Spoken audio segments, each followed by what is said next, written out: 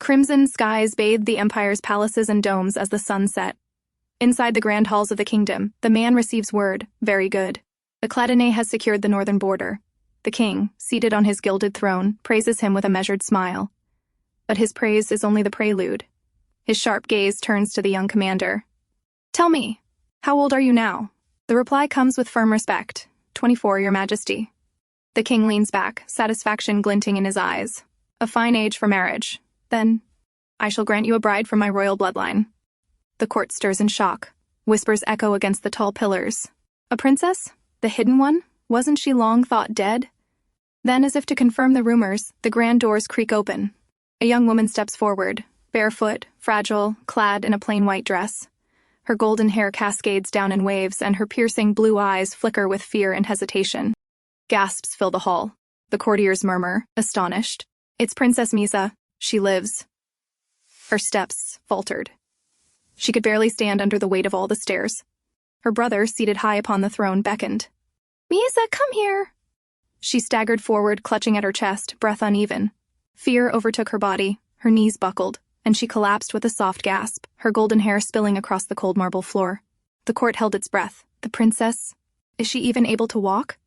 Without hesitation, Aerik stepped forward, kneeling beside her. Carefully, he took her hand and pressed his lips against it, sealing his vow in front of all. "It is my honor to serve you, princess." But Miesa yanked his hand. Her heart pounded violently. Her wide blue eyes trembled, confusion and fear flashing within them. "Miesa," the king's cold voice rang out, echoing through the chamber. "That is no way to greet your husband. Come here." He drew his sister close, clutching her as though she were both a prized possession and a pawn. "The one I cherish more than anyone, yet she lacks manners. Come now, offer your apologies." The young girl's lips parted, her breath uneven. Her voice broke into fragments, barely a whisper. Eric's gaze hardened. He said nothing, but his eyes followed every cruel gesture, quietly witnessing the merciless scene unfolding before him. The sun dipped behind the horizon as the carriage wheels rattled steadily over the dirt road. Inside sat stern faces, the Margrave and his wife, their silence sharper than any sword. It had been a long war, but the banners of triumph fluttered, and songs of victory echoed through the land. The Cladinae knights, ironclad and unyielding, had carved their legend into the battlefield, securing the empire's glory. For while the people praised Cladinae's valor, the king, seated high upon his throne, was far from pleased. Power unsettled him. The growing influence of one house made his crown feel heavier. And so, with cold calculation, he devised a binding chain disguised as a gift. A marriage. That very night, at a grand hall, voices rose in anger. Fists struck tables. "Is this all? After everything we sacrificed? A foolish princess is our prize?" But amid the outrage, one voice cut through the storm. Calm, composed, and resolute. "We cannot refuse the king's command." Aerik Cladinae, the young lord, spoke with steady eyes. "The wedding is inevitable," he continued, a shadow crossing his gaze, "even if the marriage is unwanted." Lifting his knife, he sliced through his meal with the same precision he carried on the battlefield. His conviction was clear. Personal feelings mattered little in the face of duty. At the other end of the table, his cousin Aerik finally broke the silence, his voice tense. "What about the engagement to the Crispin family?"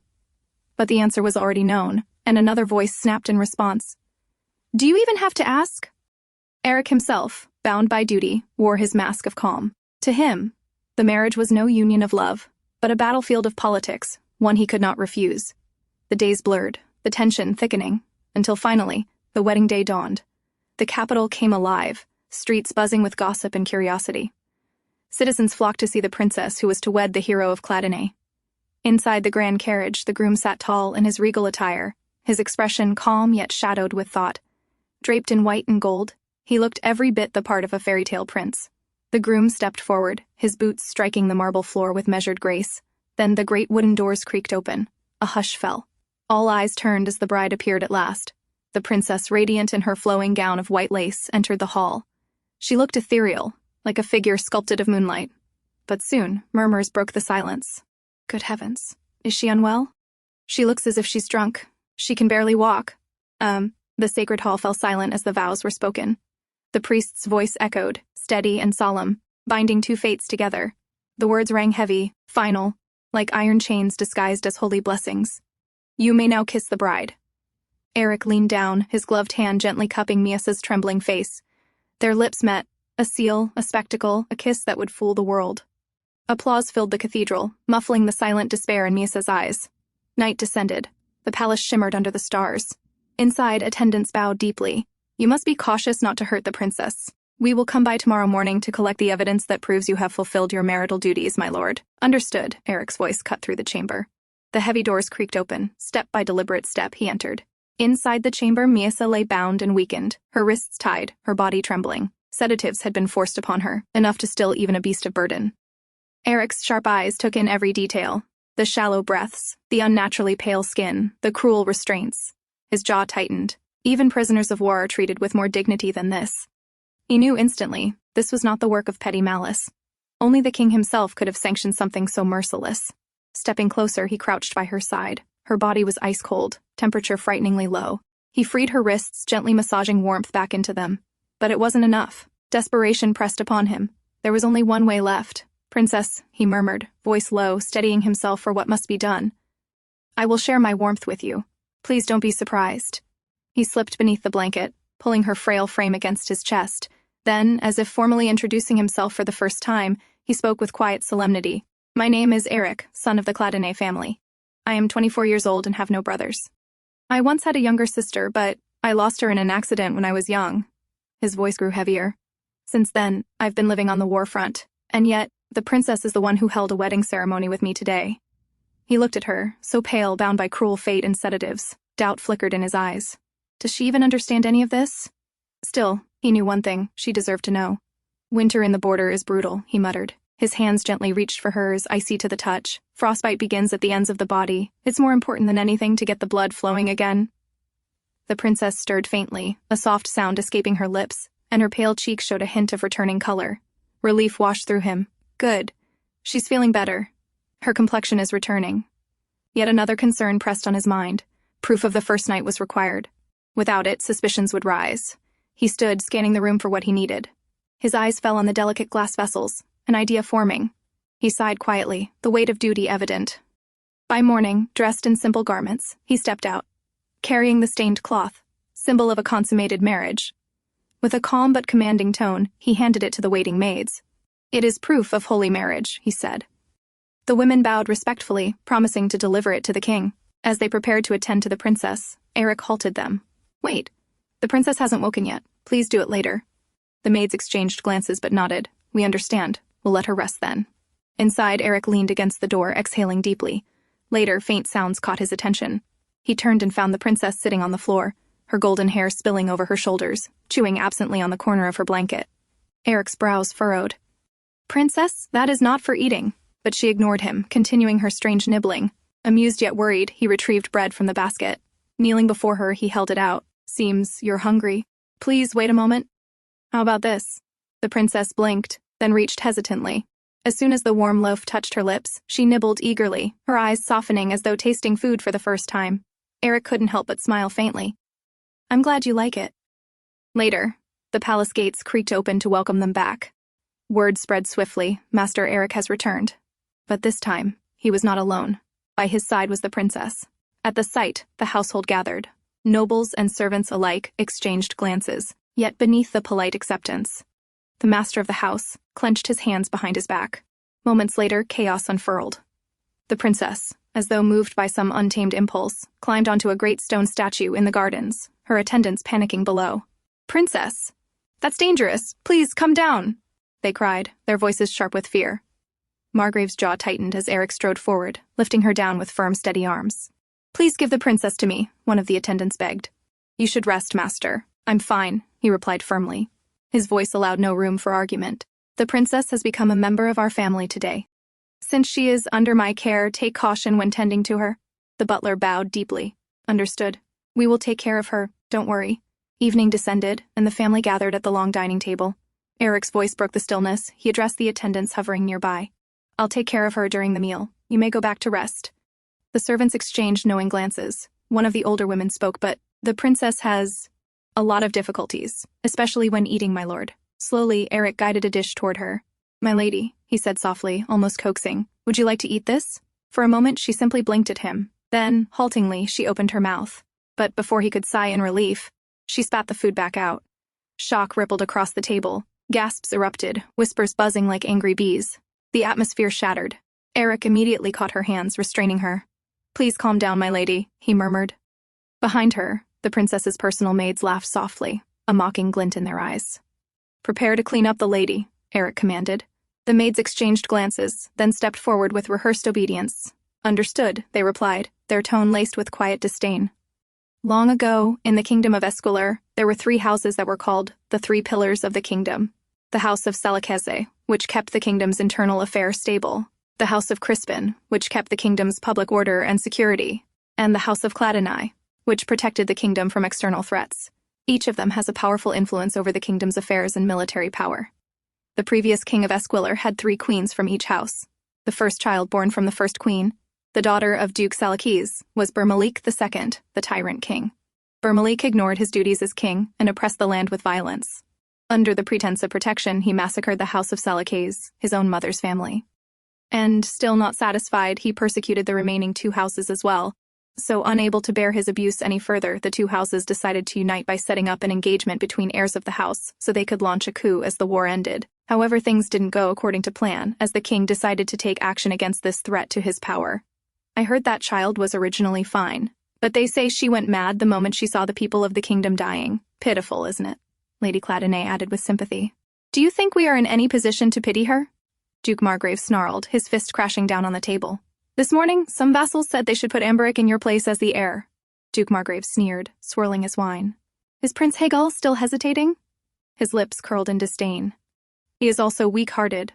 The king's cousin, a man of royal blood, the last surviving heir of the direct royal line aside from the king himself.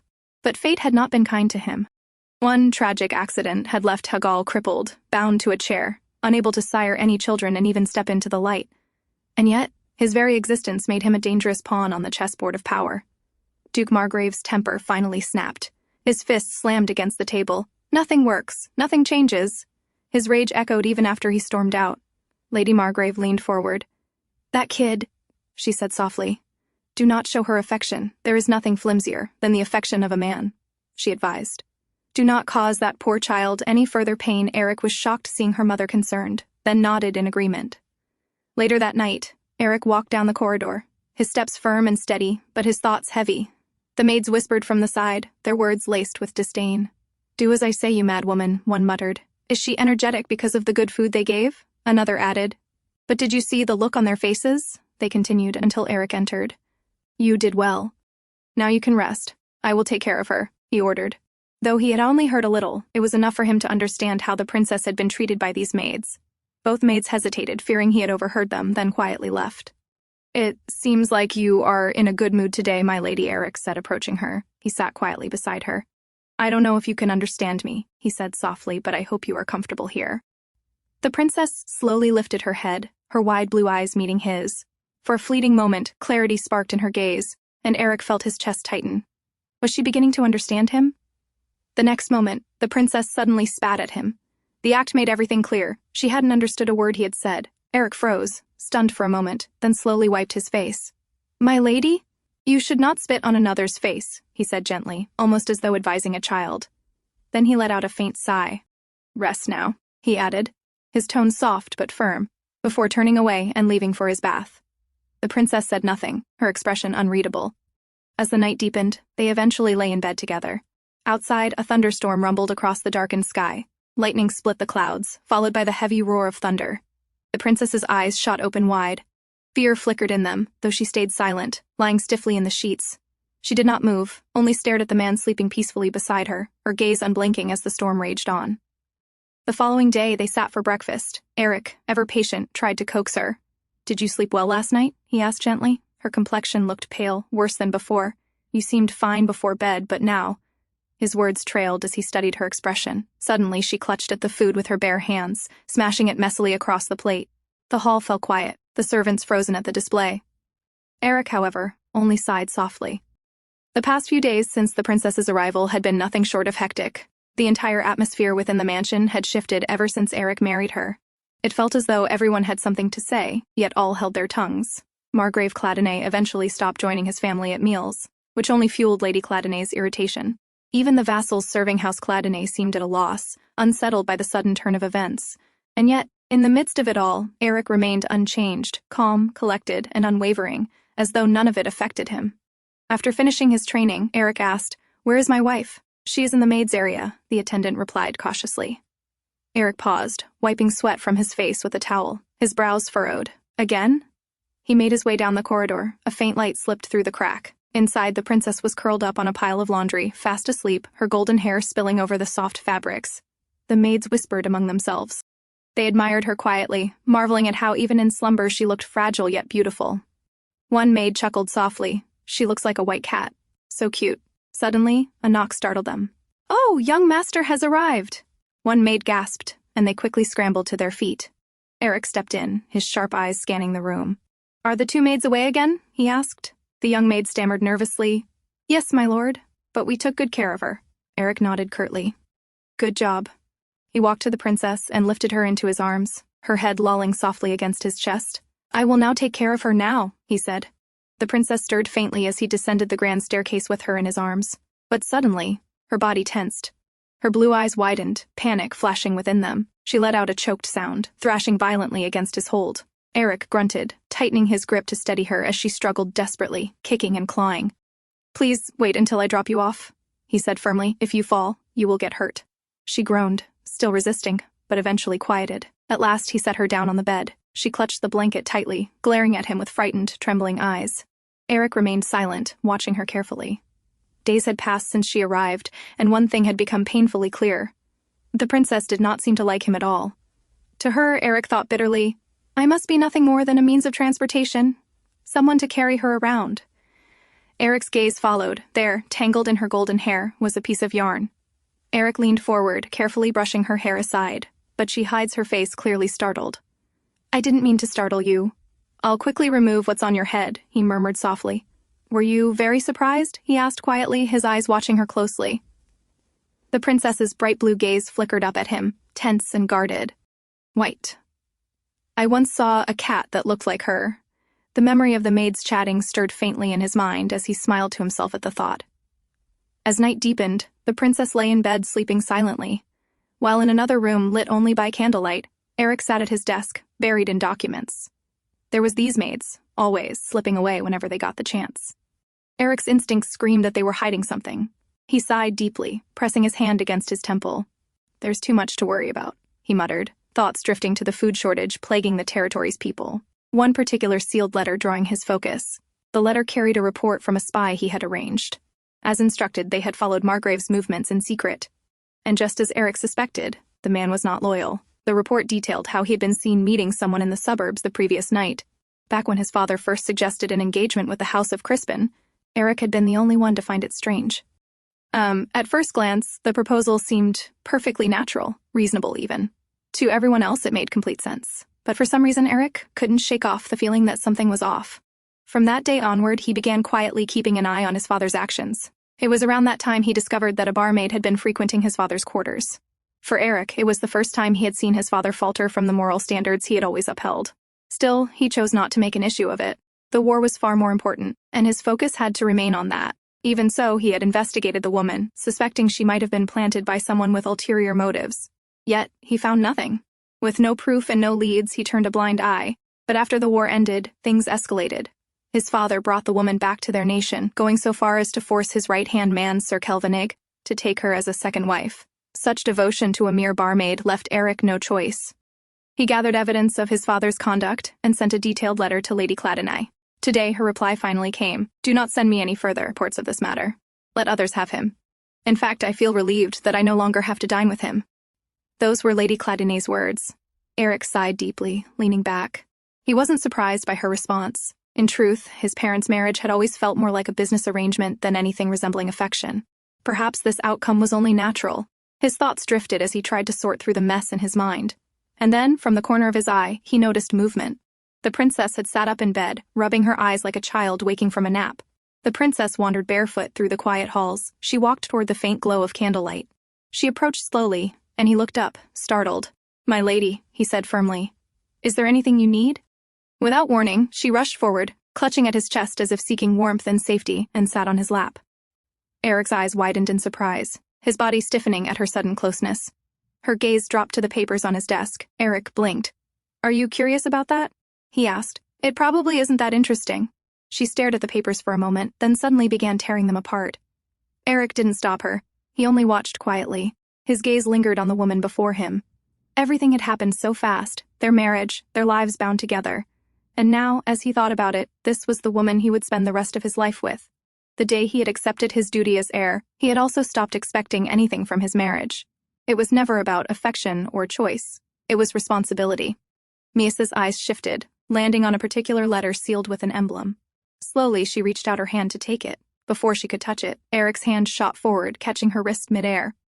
His deep voice broke the silence. "Stop." Startled, she looked up, realizing just how close he was. "You can't rip this," he said firmly, raising the letter high above her reach. She stretched out, trying to grasp it, but he held it tighter. "I won't give you this," Aerik added, his tone unwavering. "I haven't finished reading it yet." The next morning, Lady Cladinae sat with her attendant, carefully analyzing several reports spread before her. Just then, Miesa came walking towards her, making Lady Cladinae startle slightly. As usual, the princess soon lay down on the floor, falling into a peaceful sleep. "I am not sure how to address her," Lady Cladinae admitted quietly, her eyes lingering on the girl. She turned to Miesa's maid. "How is she greeted at the king's mansion?" The maid, looking slightly annoyed, replied, "Well, I'm not sure." She gave no clear answer. Lady Cladinae's eyes narrowed, suspicion flickering across her face. The attendant leaned in and suggested gently, "Why not call the princess by her name? She has such a beautiful name." Lady Cladinae thought for a moment, then nodded. Turning back to the girl, she called softly, "Miesa." At once the princess jolted upright, her eyes wide as she stared at Lady Cladinae. Then, almost childlike, she grinned at her. "It seems she liked it," the attendant murmured under his breath. Lady Cladinae straightened, regaining her composure. "I can take care of her until dinner. You may leave now," she instructed firmly. The maid bowed and left the room. Lady Cladinae's eyes followed her, thoughtful. Something was off. Of the two maids who had come with the princess from the king's mansion, one tended to the princess with visible laziness, while the other was often nowhere to be found. There must be something behind this blatant lack of effort, Lady Cladinae thought grimly. "I don't know what they're trying to put on us," she murmured. "Go, bring me some headache medicine. It should be in my room." Understood, Adel bowed before leaving swiftly. Moments later, when Edel brought the medicine, she noticed something unusual. Princess Miesa was resting quietly at Lady Cladinae's feet. That was odd. Lady Cladinae was never the kind of woman to let anyone lean against her legs, let alone sleep there. Lady Cladinae's hand gently stroked the princess's hair, her expression softening in a way rarely seen. "The child... You said she was 20, right? I've heard that half of the court was butchered before her eyes when she was only a child. No wonder she went mad," she murmured. Her fingers moved through Miesa's hair like a mother soothing her daughter. "Ever since, everyone has been using her for their own benefit. Such a poor child." Adil stood silently, listening to her mistress's quiet words. Lady Cladinae's eyes lingered on the girl's face. Her features are beautiful, especially the color of her eyes. Edel followed her gaze. Only then did she realize how close Lady Cladinae had grown to the princess. Come to think of it, the princess had the same eye color as Lady Cladinae's late daughter. Perhaps that was why the princess seemed to stir something in her mistress's heart. "Miesa," Lady Cladinae said softly, "let's cut your nails a little, and brush your hair too." Meanwhile, when Aerik was finally free from his training, he, as usual, asked after the princess. "She is with Lady Cladinae," the attendant replied. Without hesitation, Aerik made his way to his mother's quarters. But when he entered and saw the sight before him, he froze in shock. Lady Cladinae herself was seated with the princess's feet in her lap, preparing to cut her nails. "What are you doing?" Aerik's voice was sharp, almost disbelieving. Lady Cladinae looked up calmly. "Oh, I was just about to cut Miesa's toenails so she can walk comfortably." Aerik stared, stunned. His mother, showing affection. Lady Cladinae was a woman who could occasionally pity someone, yes, but never like this, never so tender. She had been cold and relentlessly rational even to him, her own son. Yet now, that gentle look in her eyes. It was the very same look she had once reserved for his sister, Rosier. His chest tightened. "If she is projecting Rosier onto the princess, then I cannot allow it. I will do it. Please, give me the scissors," Aerik said firmly as he stepped forward. For a moment, he wavered inside. He remembered his mother's face on the day Rosier died, an expression etched with something between anguish and obsession. Was it right to stop her now, or was he only denying her a fragile comfort? Still, he took the scissors into his own hands. As his strong hands held her delicate feet, Miesa glanced quickly at him. The touch tickled her slightly, but she didn't flinch or resist. She simply lay there in silence. Some time passed quietly. until Adil noticed a faint frown forming on the princess's face. Unsure of the cause, she thought for a moment, then quickly picked up a small sweet cookie and held it to the princess's lips. Miesa accepted it without a word, nibbling quietly. Adil exhaled in relief. "Why did you do that?" Aerik asked, his eyes narrowing toward her. "Oh, I just remembered the princess seemed to be fond of sweet things," Adil explained carefully. "I see." Aerik gave a short nod, acknowledging her answer. Lady Cladinae, watching from her seat, smiled faintly. Her voice softened with quiet joy as she murmured, "How lovely. She truly does seem to enjoy it." That night, Aerik sat with the princess, feeding her with his own hand. Patiently, he reminded her, "Chew slowly, don't swallow it all at once." He watched her carefully, almost as though teaching a child. But even as he guided her, his thoughts drifted. He couldn't understand why his mother was reminded of Rosier whenever she looked at the princess. If it was just because of her eye color, then even his cousin Aerik, who shared the same shade, should have stirred the same tenderness. Yet never once had his mother shown Aerik even a trace of that kind of affection. A soft knock interrupted his thoughts. The attendant stepped inside, carrying a new dish, and placed it on the table. The moment the princess's eyes fell on it, her expression changed. She covered her ears tightly with her hands, her whole body trembling. "Miesa?" Aerik leaned closer, startled. "What's wrong?" The princess didn't answer, only pointed with a shaking hand at the dish before turning her face away. Aerik's gaze followed, and realization struck him. "Is it because of the roasted quail?" he asked gently. She gave no reply, only avoided his eyes and kept her face turned aside, refusing even to look at it. "I see." Aerik's voice dropped, calm yet firm. "Take it away," he ordered the attendant. The dish was quickly removed. Still, Aerik's eyes lingered on the princess, unsettled. It was the first time he had seen her react like this. He sat back, his thoughts heavy. Has she fallen sick before from eating quail? Or is there something else behind it? He couldn't help but wonder. The next day, Aerik was out on the training grounds while the other knights practiced. He lifted his gaze to the sky. The sun was already high. His thoughts, however, were far from the drills. Did Miesa eat this morning? Yesterday she hadn't looked well, and the worry gnawed at him until he could no longer ignore it. He left the field to check on her. The attendant bowed and reported, "The mistress. She fell into the stream earlier. It seems she saw some fish, tried to get a closer look, and ended up falling in." Aerik stiffened. "She fell?" "Yes, my lord. But she was with Lady Cladinae at the time, so there was no cause for alarm." Aerik exhaled slowly, relief softening the tension in his chest. The attendant continued, "There's another matter. The mistress doesn't seem to care for chapel service. At first, she followed Lady Cladinae obediently, but once they arrived, she refused to enter. In the end, Lady Cladinae left her with a servant, while she went inside to finish the prayers. Aerik listened in silence, then recalled how easily Miesa could be coaxed with sweets.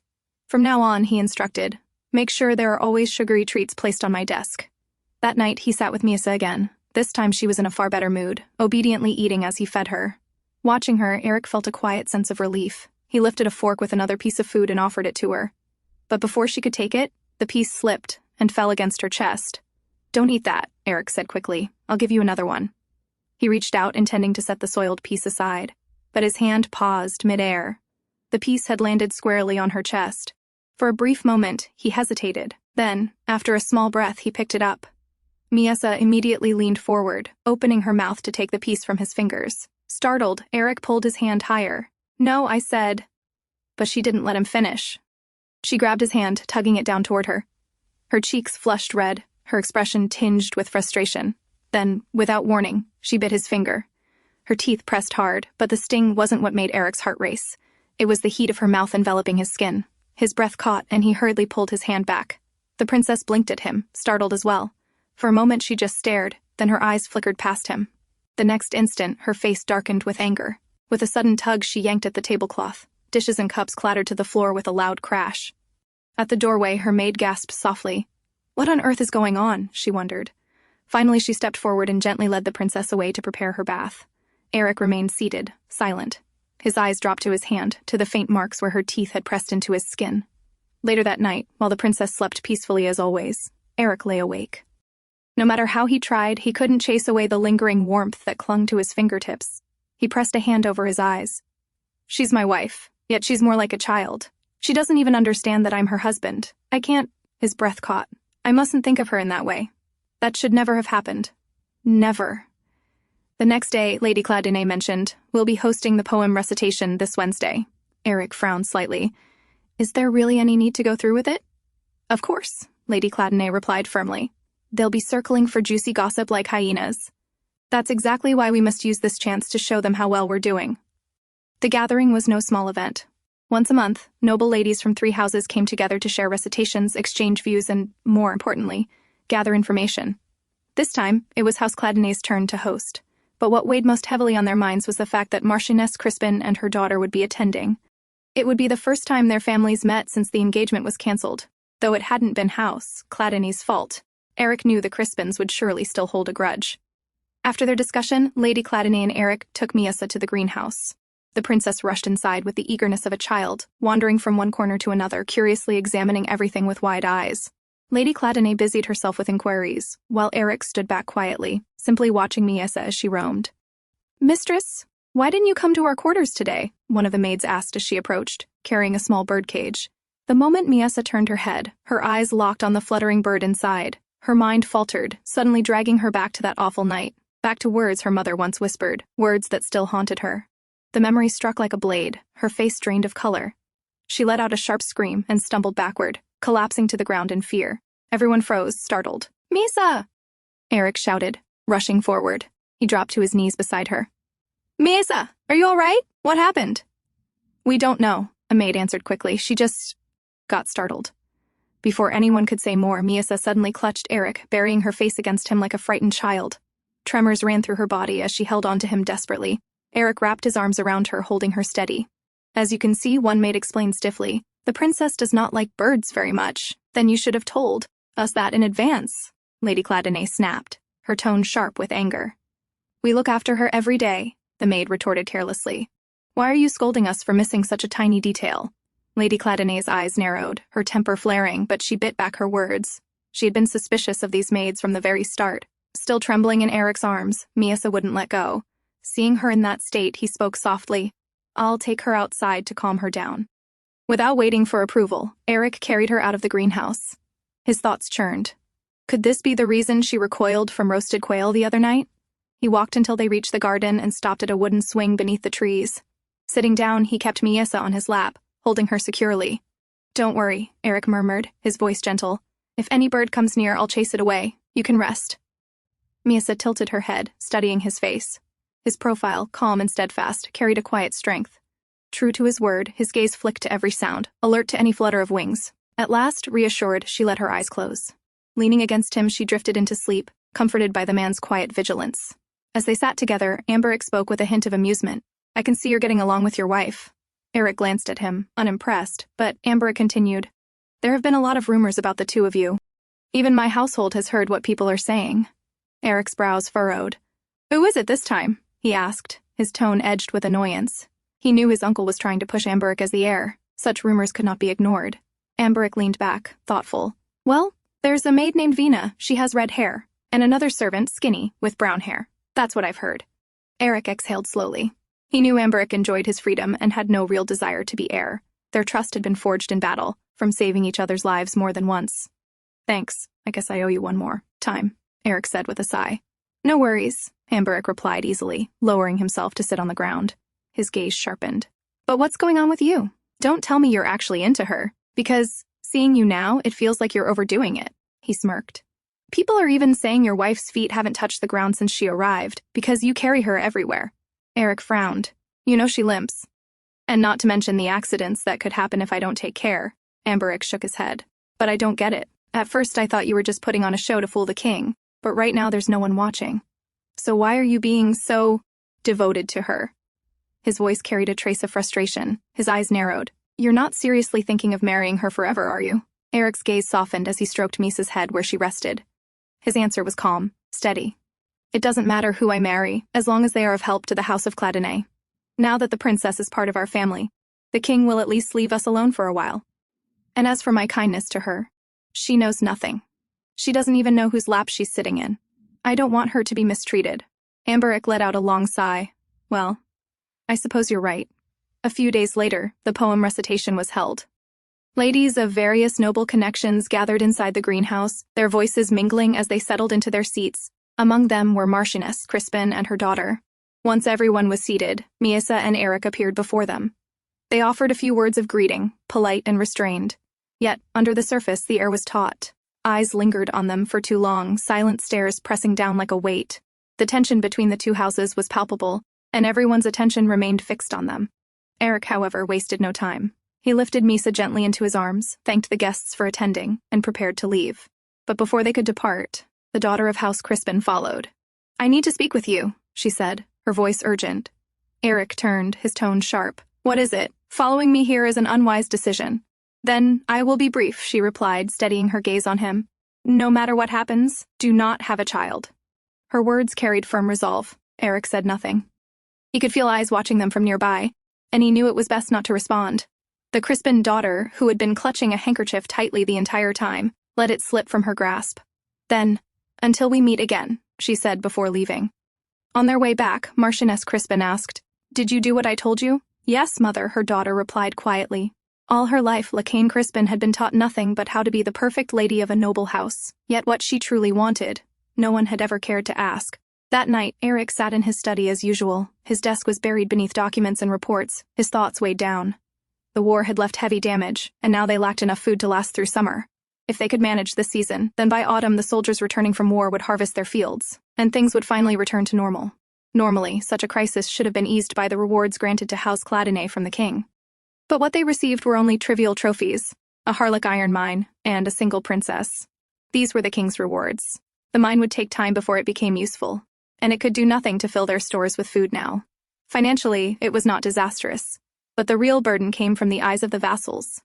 In his father's absence, they all looked to Aerik, expecting him to produce the best possible solution. The responsibility was crushing him more than he had anticipated. As his thoughts tangled, a soft weight pressed against him. From the side, Miesa came quietly and settled herself onto his lap, wrapping her arms around him as she often did. Aerik stilled, realizing once again that Aerik's questions had no clear answer. He could not explain it, even to himself, why he let her close, why he cared for her this way. He exhaled and lightly patted her back. Miesa turned, her finger pointing toward a glass bottle on the desk. Aerik reached in and pulled out a single candy he had kept there for her, placing it gently in her hand. As she popped it into her mouth, a small smile tugged at her lips. And every time he saw that smile, his own burden seemed to lift, just a little. The comfort this fragile young woman brought him gave him an odd, inexplicable sense of satisfaction. The next day, the maids of House Crispin arrived, asking for the handkerchief their lady had left behind. Lady Cladinae's eyes sharpened immediately. She knew exactly what it meant. In high society, to leave a handkerchief in the house of one's former fiancé, who was now married, was nothing short of a token of love. "Edel," she ordered calmly, though her voice carried steel. "Gather the maids and search for it. And make sure word spreads that the handkerchief belongs to Marchioness Crispin herself. That way, there will be no unnecessary rumors." Inside the greenhouse, Cladinae's maids began their search, joined by Crispin's servants. Among them, a secret meeting took place between Crispin's head maid and one of the princess's own main maids, the very one who had come with her from the king's mansion. The head maid spoke in a low, firm voice. "Let me be brief. She must be taken care of within 2 years, at the very latest." A sly grin spread across the princess's maid's face. "If you wish, I could have it done by tomorrow." "No," the head maid cut her off sharply. "So sudden would raise suspicion. And we cannot come here too often." The princess's maid leaned closer, her eyes gleaming with a dangerous glint. "Then just let me know. I can come to you." That night, the family gathered for dinner. Margrave Cladinae, who rarely joined them, was present. But his irritation grew quickly at the sight of the princess. A dog would have better manners than her, he scoffed, his voice dripping with disdain. Lady Cladinae, seated gracefully, answered with a sweet, sarcastic smile. "Darling, if it's that hard for you, why don't you ignore Miesa altogether? After all, I doubt she wants any of your attention in the first place." The Margrave's anger flared. He pushed back his chair and stood, his eyes dark. But before leaving, he threw one last warning over his shoulder. "Just remember, we must visit His Majesty soon. Make sure she doesn't have any bruises." In the kingdom of Esquillre, it was customary for newlyweds to visit the bride's family 50 days after their wedding. And so, when the day came, Aerik entered the royal palace, Miesa by his side. He bowed deeply.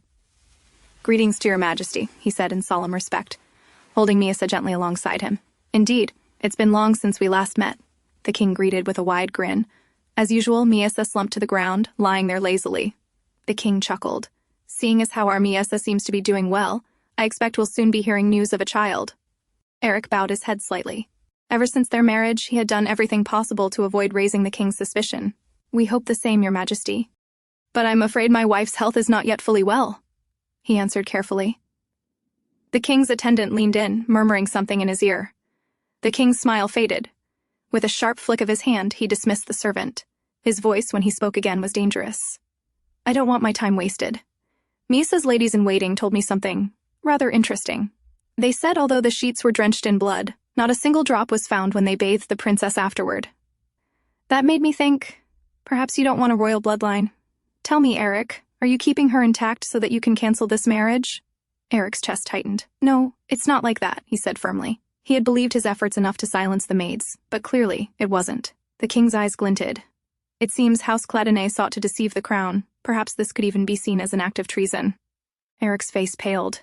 He had never feared sacrificing himself, but what would become of his people if the king struck them down? Come here, Miesa, the king called. The princess crawled toward him. He stroked her head with a chilling smile.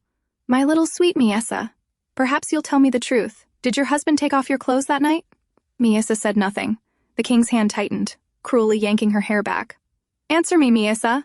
His voice had no warmth now. Her lips quivered. Then, for the first time, broken words escaped her mouth. It hurts. Eric's eyes widened in shock. He had never heard her speak before. Here. It hurts, Miesa repeated, pointing to the spot and clumsily explaining with gestures.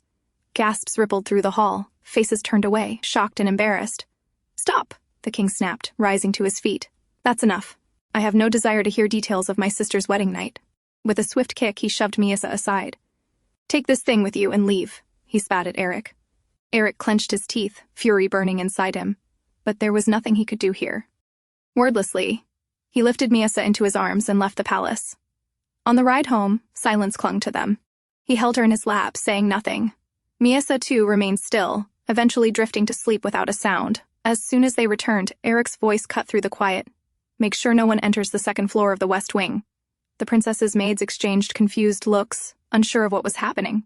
Miesa struggled faintly in his hold, but Aerik did not release her. Cullen? He ordered his right-hand man, stand guard at the door. No one enters this room. When they entered, Aerik pushed Miesa down onto the bed.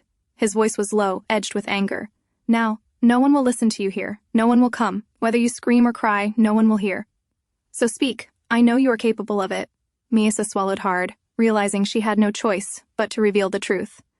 Darling, why don't you simply ignore Miesa altogether? She said quietly.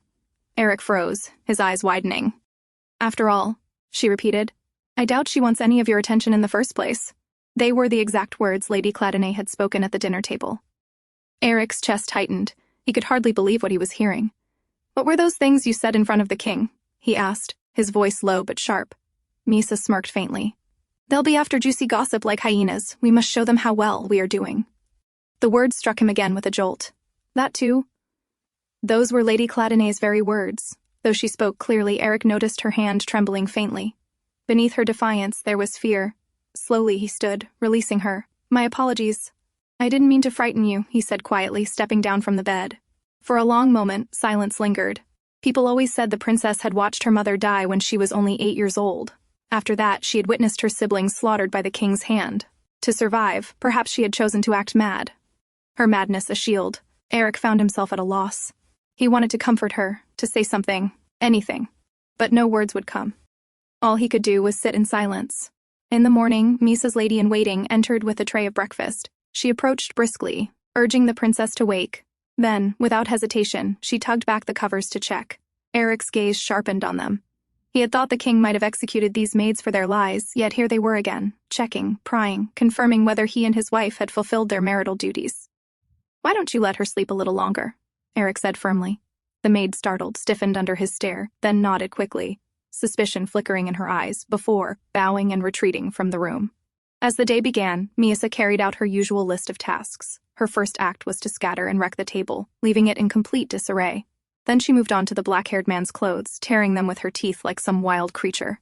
Her last task was to grab hold of her lady-in-waiting and yank out strands of her hair until the woman cried out. Only then, with chaos around her, did Miesa consider half her daily duties complete. Today, however, something was different. Her maid lingered far longer while checking her body.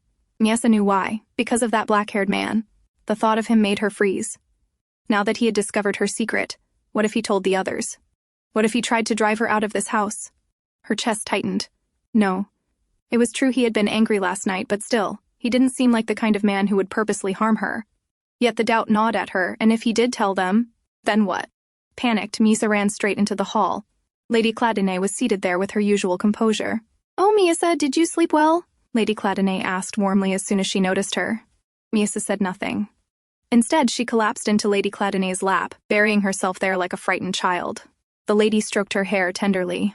"You must still be half asleep," she murmured. Miesa let out a slow breath of relief. Lady Cladinae was still the same with her. Nothing had changed. While Miesa rested at her side, Lady Cladinae turned her attention back to her butler. They discussed household matters. "We have purchased mojo wood for the garden decoration," the butler reported. At once, Miesa's ears perked up. "Mojo wood? Isn't that incredibly expensive? Even the royal palace uses it sparingly." The butler then presented a sample of fine butter. "This quality block costs 20 pesos each," he said. Miesa's eyes widened. "That much money? For such a small amount of butter?" Noticing her curiosity, Lady Cladinae smiled faintly and held it out to her. "Would you like to try?" Miesa took a small bite, chewing slowly. She had overheard before from the maids, with the same money, they could easily buy an entire sack of flour. That night, she remembered, the black-haired man had spoken of the food shortage and his worries about their people.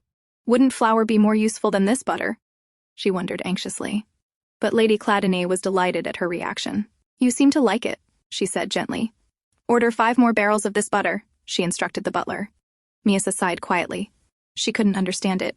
Why did Lady Cladinae and that black-haired man always look so pleased whenever she ate? Was it because they actually cared about her? That seemed impossible. No one had ever cared for her before.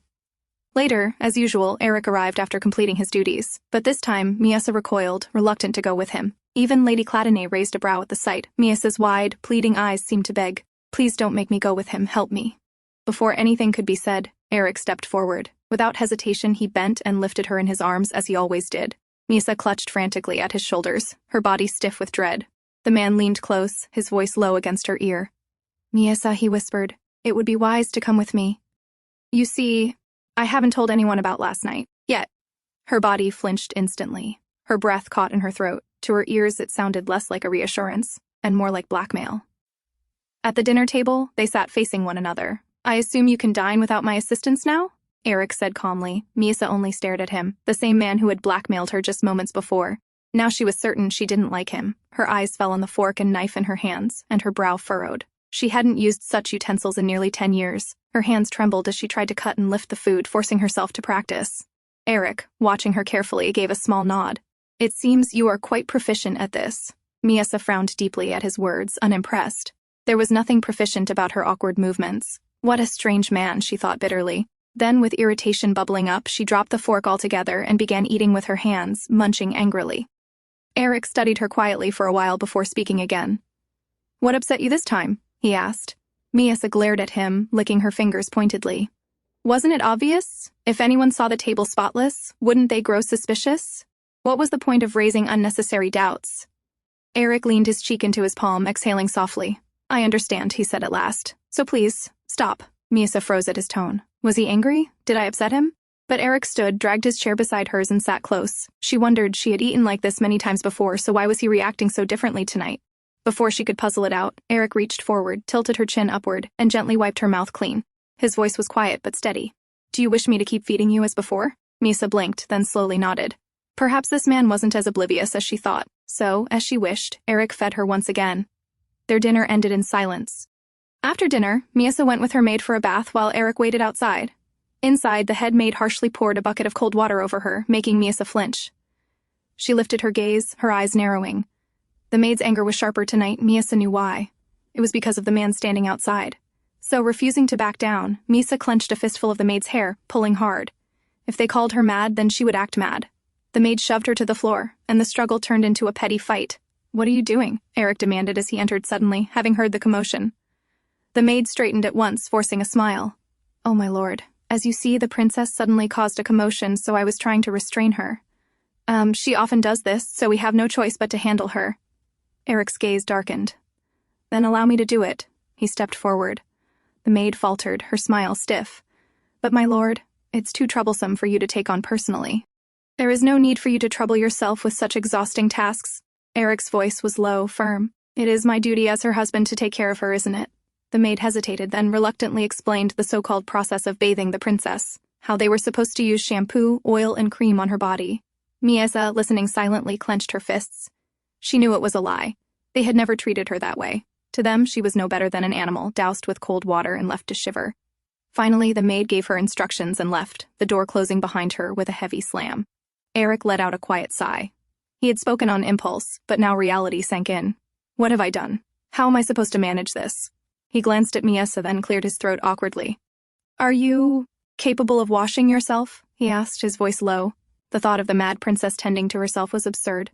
Miesa shook her head firmly. I see, Aerik muttered. His face warmed, ears turning red with embarrassment. Aerik began rattling through the items prepared for her bath, arranging them one by one with unusual seriousness. Miesa sat there quietly, glancing at him. She could not understand him at all. Was the man angry again? If he was, then she needed to cooperate as much as possible. For now, survival depended on it. She stood and walked toward him, letting her towel slip to the floor. Aerik flinched, quickly turning his head to cover the sight. What are you doing? He began, but the words died in his throat. He froze. Across Miesa's back were countless red marks, scars of harsh lashes and punishment. To Miesa, obedience had been decided the moment she first met him. She feared this man. What if, like the king, he also struck her with the whip when angered?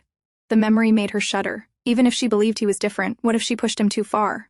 Her body stiffened, and she lowered herself to the floor, sitting with her back turned to him, preparing herself for punishment.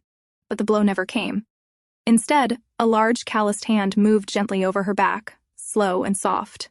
Who did this to you? Aerik's voice was rough with irritation, yet beneath it there was something else, worry. Miesa blinked, startled. Pity? She had never heard such a sad voice directed at her before. Slowly she turned and whispered the truth, the king. Aerik let out a long, heavy sigh filled with restrained anger. His reaction confused her further. Was he angry at me, or at someone else? Then, without another word, he began to prepare her bath. He tested the water temperature with care. Let me know if it feels uncomfortable, he instructed. His voice was awkward, but steady. I've never done this before, so tell me if something feels wrong. Miesa gave a dazed nod. Why was he working so hard at this? He could have treated me like the maids do, dousing me carelessly, but instead, he followed each step of the earlier instructions with unexpected diligence. He washed her hair slowly, carefully working the shampoo through. His touch was gentle, so unlike what she knew, that her eyes grew heavy. She felt as though she might drift to sleep. Now, I will wash your body, Aerik said quietly. His hands hesitated as they moved downward, his ears flushing red. Miesa squirmed slightly, a ticklish sensation running over her skin. She turned in reflex, only to find his gaze locked on hers. They both froze. The madwoman, who should not have cared about such things, suddenly realized the strangeness of it. The emotion in his face, the quiet apologies he murmured for every small touch. It was different, and for the first time, Miesa understood. Normal people would feel embarrassed in a moment like this. And now, she was feeling it too. That unfamiliar heat rising in her chest, that awkward flutter. Was this her first taste of embarrassment? After finishing her bath, Aerik was so exhausted, he flopped onto the bed the moment he reached the bedroom. Miesa hesitated, then sat down beside him. You should lie down too, he said quietly before pulling her beside him. Within moments, he drifted into sleep. Miesa looked at the man lying next to her. He's the one who's tired, so why does he always insist on me resting? Every time she thought she had figured him out, he confused her again. Yesterday, he had threatened her. Today, he had pitied her when he saw the scars on her back. Still, she knew this much. He was better than most people she had met. She raised herself and leaned closer, studying his face carefully. He seemed to be deeply asleep. Quietly, she slipped out of the bed and made her way to the dressing area. Sometime later, Aerik stirred awake and found the bed empty. Faint sounds drifted from the dressing area. Following them, he discovered Miesa standing before the mirror, her lips moving as she repeated sentences she had heard throughout the day. When she noticed him in the doorway, she echoed one of Lady Cladinae's phrases, with a strangely bright tone. Miesa is only trying to practice, darling. Don't say such things to her. The next morning, the maids came to Miesa's room for their thorough check. Because Aerik had been present the previous night, they hadn't been able to inspect her properly. They peered between her legs now, frowning. If they really had... Why was it so clean there? It was a routine she had endured many times before, but today it felt different. Yesterday she had learned what embarrassment truly was. She had felt it with the man. And now with the maids, the act felt offensive. Thinking of Aerik, she realized he had discovered yet another of her secrets. When she pretended to be mad, she didn't care if others mocked her. But the thought of someone seeing her true self and laughing, especially him, made her stomach tighten. She was sure she looked strange in his eyes. Maybe the sight of her disgusts him. And I can't blame him, one of the head maids said in open disgust. What man would want to give his seed to someone like her? The words stuck. It had been a while since Miesa had hurt herself, but now she felt the need to do something. Something to make everyone frown, to remind them of who she was supposed to be. Later, as she limped through the castle halls, she weighed her options. Should she break an expensive ornament? But she shook her head at once. She couldn't destroy something belonging to people already close to starvation. So she came up with another idea, to hurt herself instead. Waiting until her maid's attention drifted, she prepared to fall deliberately. But before her body could hit the ground, a firm hand wrapped around her waist, holding her in midair. She turned her head. It was him. She hadn't even realized when he'd come. "I will look after my wife. You can leave," Aerik ordered sharply, dismissing the maid without looking away from Miesa. They sat together in the garden, where Aerik assured Miesa that he had already gotten rid of any birds nearby. "You don't need to worry. There aren't any here," he said gently. Then, with curiosity, he asked, "Do you really dislike birds?" Miesa nodded. Aerik stayed silent for a moment before continuing. "May I ask why?" Miesa frowned inwardly. Again, always questions. The man never stopped pestering her. "Bird ate," she muttered, the broken words falling from her lips. "Ate what?" Aerik pressed further. Miesa glared at him. First he had dragged her here without her permission, and now he was forcing her with endless questions. "There's no one here, Miesa," Aerik reminded her quietly. "You can speak freely." But for Miesa, that was never the problem. She fidgeted, her fingers twisting nervously. Aerik studied her, his gaze sharp, as though he could read the answers straight from her face. Then, suddenly, he asked, "Perhaps. Do you find speaking difficult?" Miesa's eyes widened. He understood. "Could it be that you haven't spoken to anyone in quite some time? So, even though you can form words in your head easily, lining them up aloud is hard?" Aerik explained. Miesa had never given it much thought before, but hearing his explanation, she realized he might be right. Slowly, she nodded. Then instead of just nodding, he said steadily, "Try to say whatever you can, however short." Miesa hesitated, but his determined look pushed her to try. She forced out a quiet, "Okay," but the sound came out strange, broken.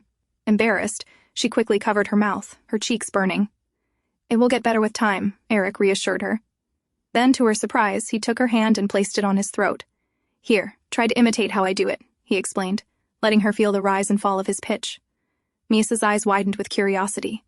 "This is what I was taught when my voice first started breaking. Would you like to try?" he asked, releasing her hand. She tilted her head, puzzled. "What, is voice break?" Aerik blinked, then burst into unexpected laughter. Miesa frowned. It wasn't funny. Why was he laughing? "I'm sorry," he said quickly, calming himself. "I didn't expect that to be your first question." Then, more gently, he explained, "Voices change with age. That's what I meant by voice breaking." "Do you have anything else you want to ask me?" he prompted. Miesa thought for a moment, then remembered her maid's constant warnings. With a deep breath, she spoke plainly. He hasn't touched her, even though he sent everyone away. Aerik blinked in confusion. "Excuse me?" Miesa sighed inside. Why doesn't he understand? Having no choice, she showed him the exact spot her maid always talked about. Aerik's eyes widened in shock, then his face flushed crimson. Quickly, he grabbed her legs and closed them shut. "Please, don't do something like that again," he said firmly, his voice strained. Miesa glared at him as if demanding silently, "Now you understand?" "When we do it?" she asked bluntly. Aerik froze. Her words caught him off guard. But for Miesa, it was simple. If they didn't fulfill their duties, there was no telling when she might be dragged back to the king. I'm not sure," Aerik admitted at last. "I need more time. I think we should try to get to know each other first. Then perhaps I can ease your discomfort a little sooner." He stood abruptly, perhaps to change the subject. Then, "Allow me to show you the greenhouse." He held out his hand to her. Miesa hesitated. They didn't have time for such things. And yet, she took his hand. It wasn't going to happen today anyway, so perhaps, for a while, she could enjoy this man's company. As he guided her through the grounds, Aerik asked gently, "Are your legs completely well now?" Miesa turned to him, then grinned proudly. "You completely caught me," Aerik muttered with a faint shock. Her grin widened, taking it as a compliment. But then she remembered. She shouldn't walk normally for too long. So after a while, she raised both arms toward him. Aerik was startled at first, then understood her meaning. He scooped her up into his arms. "I suppose you walked more than usual?" he said with quiet amusement.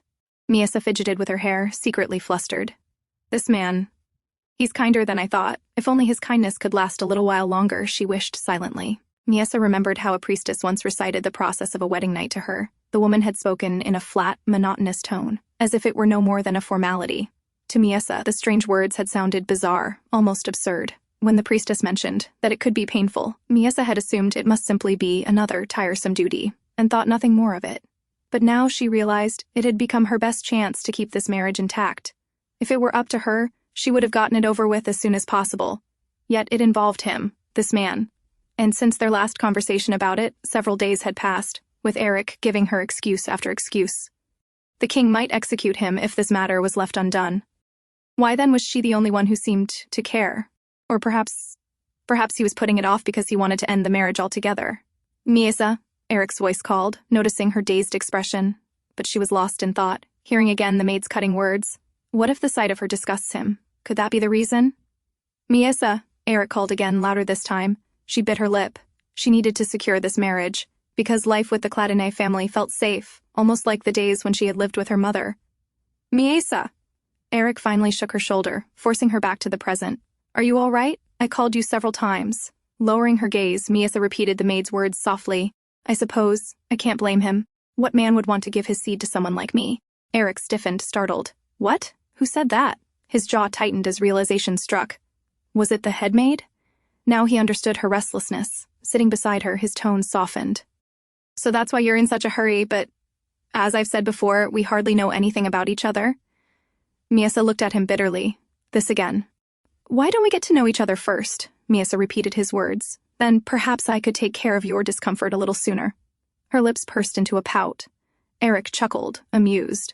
So you were listening to me that attentively? And now you're saying I should go to bed with you just because you listened to me talk for a few minutes? Don't you think that's a rather overwhelming request? He leaned closer, his tone teasing. Before she could reply, he suddenly turned away. I'm afraid I still need more time to prepare for our union.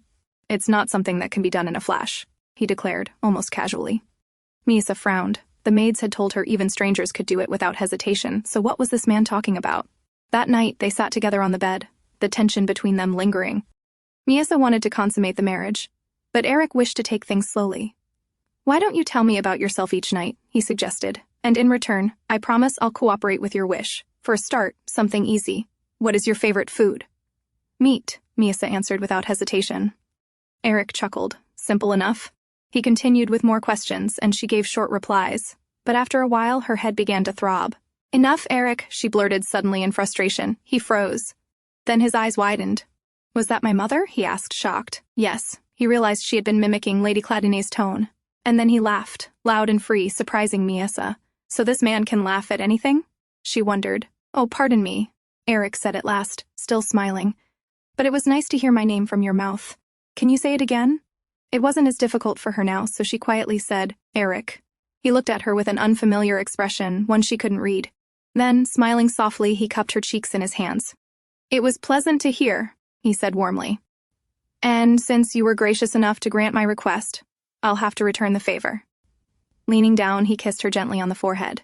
Miesa blinked, raising her hand to the spot where an unfamiliar heat lingered.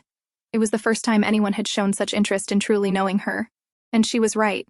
Aerik was curious about this princess who had worn a mask of madness for so long. Curious about what went on inside her small, guarded head. In truth, he wanted to know not just a little, he wanted to know everything about her. The next morning, Miesa's maids carried out their usual inspection. Once again, they found no proof of any intimacy between her and Aerik. The head maid leaned closer, studying Miesa's blank expression. For a brief moment, she wondered if she had seen the girl make eye contact, something unusual for this mad princess. But just as quickly, she dismissed it as her own overthinking. The maids then turned to their own conversation. They spoke in low voices about visiting a certain family tomorrow, and about the advantage they might gain from it. A chill ran down Miesa's spine. One of the maids forced her to sit as the discussion continued. But the unease grew stronger. Her instincts screamed danger. Something was wrong. If they continued, they might uncover her secret. She had to act before it was too late. Without warning, Miesa burst into loud, manic laughter. She twisted her face into strange expressions, cackling like a madwoman. The maids exchanged startled glances, taken aback by her sudden outburst. Then, before they could stop her, Miesa bolted from the room. Her plan was clear: cause a scene, cause chaos. Hesitation was no longer an option. She ran until she reached a balcony. Checking quickly, she saw enough people nearby to witness what she was about to do. Climbing onto the railing, she leapt. In her mind, the bed of flowers below would cushion her fall. Later, in her room, Miesa lay on the bed after being retrieved. Lady Cladinae stood before her maids, her voice sharp as she scolded them. Moments later, Aerik entered, having heard the news. "What happened?" he demanded. The maids flinched under his gaze, but none dared to answer. Ignoring them, Aerik went straight to Miesa's side. At first he had not taken the incident seriously, but seeing her lying there pale and wounded, his expression hardened. Things had gone far beyond acceptable. He called for Gela, the Cladinae family's medic. "Treat her properly," he ordered, his tone brooking no argument. Then he turned to the maids. "From now on, one of Cladinae's own maids will stay with the princess." The maids stiffened, their eyes flickering with unease. They hesitated, but under his command they could not refuse. Aerik's gaze shifted to his mother. Lady Cladinae's face was dark with anger, the kind one might show over her own child. Aerik knew well why. His mother had begun to see Miesa as Rosii, his late sister. When Rosii was killed by a drunken knight, Lady Cladinae had ordered the knight's entire family destroyed. That decision had driven a bitter wedge between his parents, one that never healed. "Mother," Aerik said carefully, "this accident concerns my wife. I believe I should take responsibility for her care." Before Lady Cladinae could answer, Gela entered with her report. "The wounds are not severe, my lord. They will heal quickly. Her mobility is unaffected." Lady Cladinae exhaled, visibly relieved. That was what she had wanted to hear. "You are right," she said at last, her voice calmer. "You are perfectly capable of handling this matter." She leaned down and pressed a kiss to Miesa's forehead before leaving the room. Aerik then turned back to Gela. "From tomorrow, you will serve as the princess's personal maid." The sudden order stunned Gela. She blinked, but then bowed her head and nodded. "Yes, my lord." With that, she quietly departed, leaving Aerik alone with Miesa. As the door closed, Aerik stepped to the bedside. "I know you're awake," he said firmly, standing over her. "And I also know you must have your reasons, so would you mind explaining?" Miesa trembled slightly but kept her eyes shut, pretending to sleep. Aerik exhaled in frustration and sat down beside her. "Miesa, don't be afraid. Just tell me, why did you do what you did today?" After a long silence, Miesa whispered, "There is a reason, but it's hard to explain." Aerik leaned closer, his voice suddenly sharper. "Then listen carefully. Do anything you want, but never, never hurt yourself. Do you understand? Promise me." Startled by the sudden intensity in his tone, Miesa nodded slowly. Only then did Aerik sigh in relief. "Good. Now, about the maid I chose for you. She's not only a medic, she's skilled in combat and in keeping secrets. For now, you still need to act the same, but with her near, you'll be safer. And do you remember Cullen, my right hand? I intend to have him guard the entire second floor. He's the most trustworthy man I know." He paused, then added quietly, "I haven't told anyone about you, but now that you're injured, I'll need to take some time off until you recover." Miesa's eyes lit up, her face brightening as if her wish had been granted. She suddenly sat up. "Does that mean more time? More talking? Do it now, or tomorrow?" she asked eagerly. Aerik blinked, caught off guard. "What are you talking about? Don't you realize how badly you're hurt?" he said, exasperated. Miesa only pouted, confused at his reaction. She pulled different expressions one after another, and Aerik, despite himself, found his eyes following each one. He shook his head. "Don't bring that up again until you've recovered," he said, trying to look away. But no matter how he tried, his gaze returned to her. Finally, he asked, "Why are you so eager about it?" Miesa opened her mouth, repeating some familiar words she had overheard. Aerik's eyes narrowed as he recognized them. His cousin Amberic's words, spoken when he advised Aerik to cancel his marriage with her. "Listen, Miesa," Aerik said firmly, gripping her shoulders. "I have no intention of canceling my marriage with you. You know I've never hidden anything from you. You've even seen my important documents while sitting on my lap. So what else could I possibly hide?" He gently laid her back down. "Rest. If it makes you more comfortable, I'll even call for a maid to stay with you. You don't need to sleep in the maid's quarters anymore." "I don't do it for fun," Miesa muttered. "It's because I can listen to them talk." Aerik glanced at her, surprised. "I used to do the same in the king's mansion," she explained, her eyes flickering with pride. "That's how I learned Lady Malika bribed Lady Nymeria, the head maid." Her face lit up with a bright, proud smile as she recounted it. "You're impressive," Aerik admitted, bewildered. Behind every strange action of hers, there always seemed to be a reason. "Perhaps."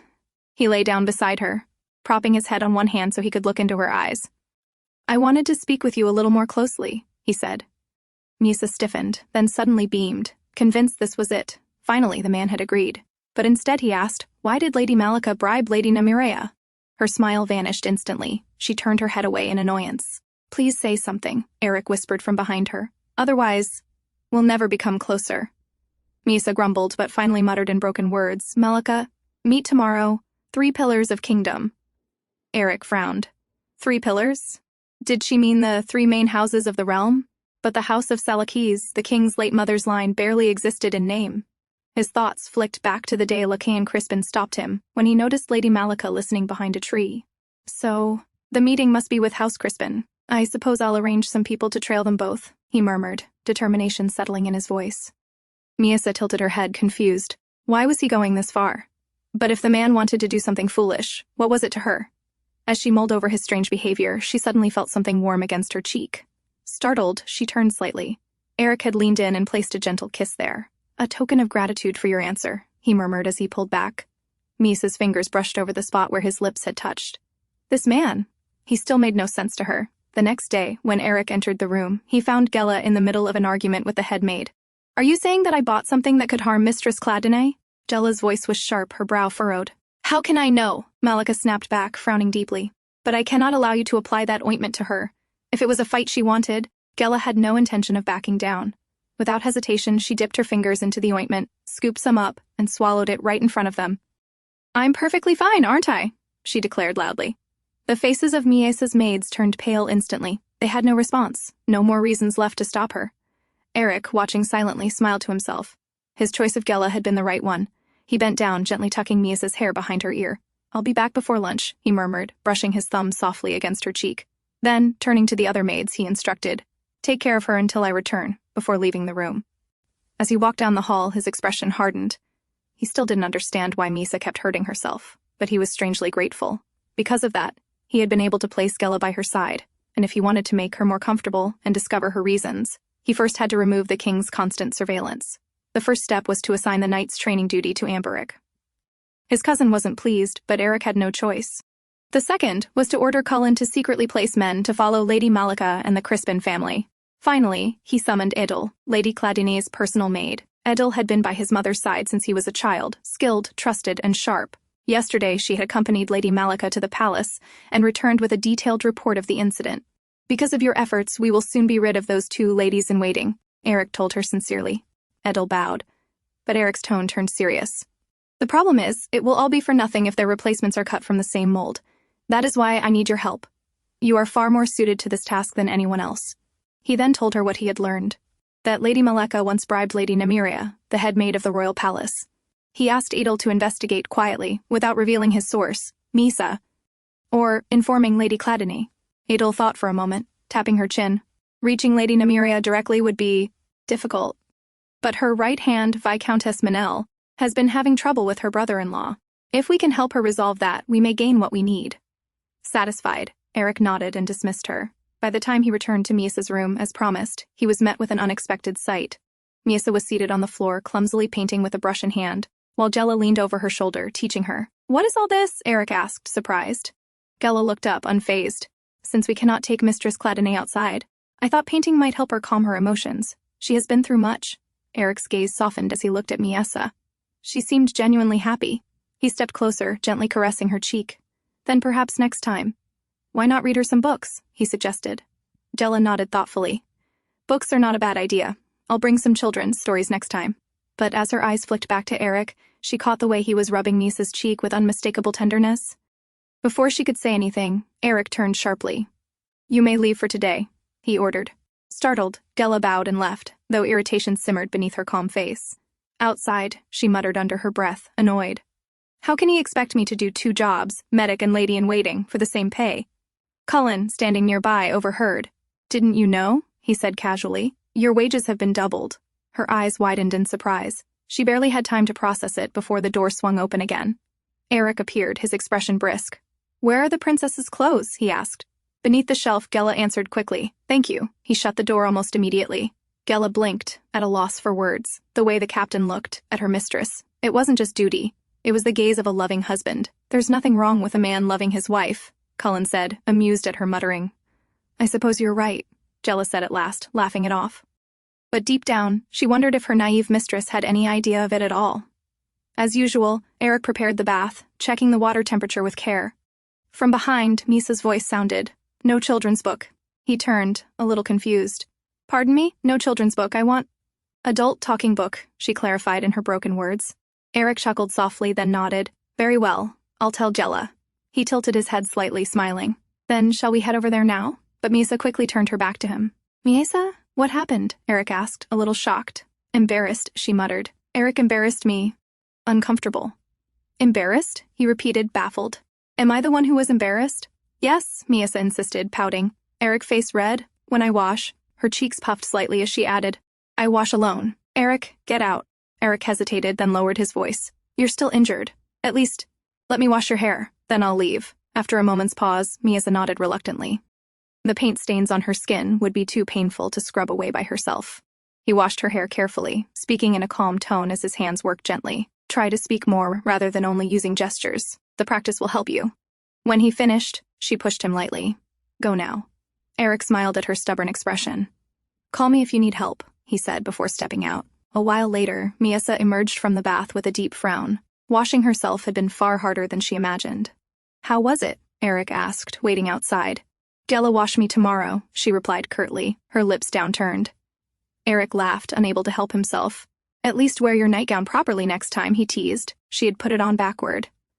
Later, as he dried her hair and carefully applied fresh bandages, he asked softly, "How was your day?" "Gela nice," she answered simply. "Are you comfortable here?" "Yes, I've already notified the chef about your tastes," Aerik said, brushing her hair back from her face. "But tell me, why were you so thin before?" Miesa was quiet for a moment, then repeated something her maid had once said. "Why bother feeding a mad princess?" Eric's jaw tightened. He understood now just how insolently her maids had treated her. "They seem to have been quite insolent towards you," he muttered. But before he could say more, Miesa suddenly grabbed his hand. Her eyes trembled. "If they hurt—" "Bearmol, no," she whispered, reminding him not to punish them recklessly, afraid he might draw the king's suspicion. Seeing her fear, Aerik softened, changing the subject. "I see your speaking has improved a little." "Yes, but I couldn't practice yesterday," Miesa admitted. "Why not?" he asked. She frowned. "I usually practice at night, but yesterday, when I tried to leave, Aerik," she made a gesture, "flop over me, trapped me, couldn't practice." Aerik blinked, embarrassed, and rubbed the back of his neck. "I must have sensed you might try to leave," he said awkwardly. "I talked now." "Here," Miesa said, pointing to her forehead. She leaned forward slightly, waiting.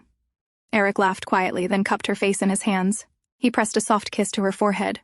"What are you, some kind of informant?" he teased. "Always making sure I pay up properly for what you tell me?"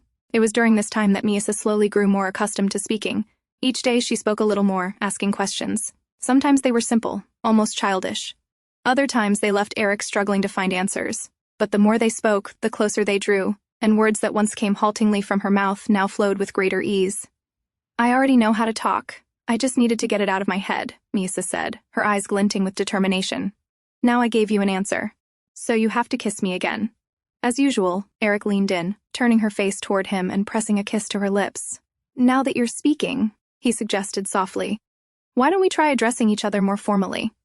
After all, we are husband and wife." Miesa tilted her head, confused. "But I am a royal princess, and you are son of Cladinae. Why should I call you formally?" Aerik burst into laughter at her genuine confusion, then explained, "Since you are my wife, that makes you one of the other nobles now as well." Her eyes sparkled at this new piece of information, and Aerik found himself completely captivated by the innocent shine in her gaze. "Are you disappointed, my lady?" he asked, lifting her hand and kissing it gently. Miesa smiled. "No, I like living here, so it doesn't matter to me." "I'm glad to hear that," Aerik murmured, brushing his hand along her cheek. "You are nice." "I'm glad I saved your life," Miesa said quietly. Aerik blinked in surprise. "What do you mean?" "I saved your life, didn't I?" "When the king accused you of treason," she reminded him. Aerik gazed at her in silence. If he hadn't married her, he wouldn't have been in danger in the first place. But looking at her beautiful face, her rosy cheeks, and her pure smile, he didn't regret it. "You're right, I am in your debt," he admitted at last. Miesa laughed playfully. "Aerik, I'm happy that I married you." Her smile was almost childlike, yet raw and sincere. Seeing those emotions on her face, Aerik felt something stir within him. "Miesa," he whispered, intertwining his fingers with hers. "You should close your eyes." He leaned closer, his hands stroking her lips gently. Her face turned crimson at the unfamiliar sensation. "Go on. Shut your eyes, Miesa. There's no need to be nervous," he urged softly. Trusting his words, she closed her eyes. Aerik leaned in and captured her lips, deepening the kiss as he pulled her closer. His heartbeat quickened with every passing second. Miesa opened her eyes slightly, startled. "Why is he sucking my mouth as if there's food there?" "But there isn't." She couldn't understand. When Aerik finally pulled back, both of them were breathing heavily. Her face showed shock more than pleasure. Aerik kissed her forehead, then trailed down to her cheek before capturing her lips again. "Does it feel strange to you?" he murmured in between kisses. Before she could answer, his lips moved lower, pressing against her neck, sucking gently with growing affection. A moan escaped Miesa subconsciously, but she quickly came to her senses and pushed his face away. "Wait. It's not like this. You don't know how? Have you ever done this before?" she asked, her voice flustered but serious. "The upper body has nothing to do with it. I know a lot. The priestess taught me." "So do as I say," she insisted firmly. But Aerik only pulled her hand down and kissed her again. "This is all necessary for the part you just spoke of. It's to make sure the process will be less painful for you," he explained, voice low and steady. Miesa frowned. "No, you must have learned it wrong. I'm afraid if you stop me like this, we'll never get anywhere," Aerik reminded her, resuming his kisses. "And you see, this is the only way I know." She pushed his face again, frustrated. "Why are you so stubborn? This is all to save your life." He stopped, his lips hovering near her ear. "Are you doing all this for me?" he whispered. Miesa froze, but didn't deny it. Aerik's breath brushed against her skin as he whispered, "I'm touched, my lady, so I think I'll stay here even longer, since I don't want to cause pain to the wife who cares so much about me." Miesa still thought to herself that this man must have gone mad. "Why don't you listen to me?" she asked, exasperated. Aerik gave a wry smile. "That's exactly how I feel sometimes, so stop and hurry up, my lady." He leaned in closer once again. The next morning, Miesa's maids checked on her as usual, but today they looked puzzled. "It's hard to say," one murmured. "Right," the other agreed, frowning. Meanwhile, Miesa only yawned, playing her part as the mad princess. "In reality, that man ended up doing nothing but wasting time kissing me last night," she thought bitterly. As the maids whispered, one leaned closer. "Perhaps taking a lover has changed his heart?" "Shh," the headmaid hissed, nudging her. Then, lowering her voice, she added, "Look, his lover is here." They pointed toward Gela, who had just entered. "My lady, I brought these clothes for you," Gela said warmly. But when her eyes fell on Miesa's neck, she froze. "Why do you have a rash on your body? Yesterday you were fine." She leaned closer, analyzing. Then suddenly, realization struck. Her face turned crimson with shock and embarrassment.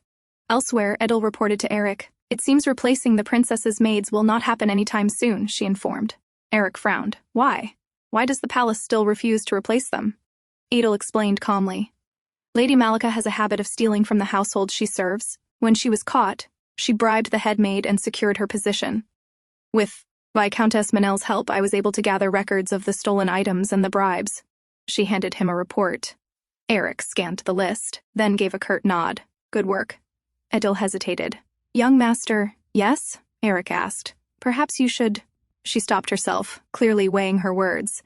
In the garden, Miesa played idly with Gela, but Gela still looked shaken. "Has the captain finally lost his mind?" she muttered under her breath. Then, crouching near Miesa, she whispered, "If the young master ever does something you don't like, make sure to scratch and bite him. Promise me." Miesa only shifted uncomfortably. It wasn't like what Gela was imagining at all. "I know you're married, and no one here would stop him anyway," Gela continued, her voice low with pity. "But still, I always thought my little sister was more pitiful, but now, I'm not so sure." Miesa tilted her head as Gela began sharing something she had never told anyone. "My sister, she once caught the plague. She survived, but she ended up like you. Back then, our family was poor. We couldn't afford medicine, couldn't afford to care for a sick child. One day, my father took her outside, and when he came back, he was alone." Her voice cracked slightly. "I realized years later, my sister went to a place from which she could never return." Miesa listened silently. This time, she learned something new, that even a parent could abandon their child. Gela smiled faintly through her sadness. "Thank you. I've never shared this with anyone before." She hesitated, then added, "Mistress Cladinae. The truth is, the first time I saw you—" But before she could finish, Aerik's voice cut in. "There you are, my lady," he said, striding toward them. His hand brushed Miesa's hair back from her face with gentle familiarity. "I'll take care of her. You may leave." Gela hesitated, clearly reluctant, but she bowed and left. Miesa, however, wanted to protest. She wanted to hear what Gela had been about to say. "You don't have to come here, Aerik," Miesa said quietly, turning her face away. Aerik looked startled. "What do you mean? You don't like me around?" Miesa shook her head. Slowly she explained, "Not like that. It's just, when you're here, nobody talks. Everyone keeps silent. But with Gela, I can hear people talk. I can learn something from them. I see." Aerik's expression softened into something almost pained. I understand. Miesa studied him curiously. Why does he look upset? But then, he smiled faintly. I'm glad. Your complexion looks much healthier. He gently caressed her cheek, and Miesa blinked. He noticed the change before I even did. Being with him, though confusing, made her strangely happy. She hoped he would never change. To her, he seemed almost like the kings in the fairy tales she once read as a child. A king who was fair, merciful, and wise. Shall we return inside, my lady? Aerik asked at last, rising to his feet. That same night, Aerik's voice dropped low as his lips brushed against Miesa's neck. Please continue what you were saying, he murmured, holding her close as she clung to him on his lap. What else do you like among the things I do for you? He asked softly. Miesa trembled. Again. This man keeps doing these strange, meaningless things to me. Why doesn't he just give me what I want already? Her breathing quickened. She didn't understand why it felt so hard to breathe when he touched her like this.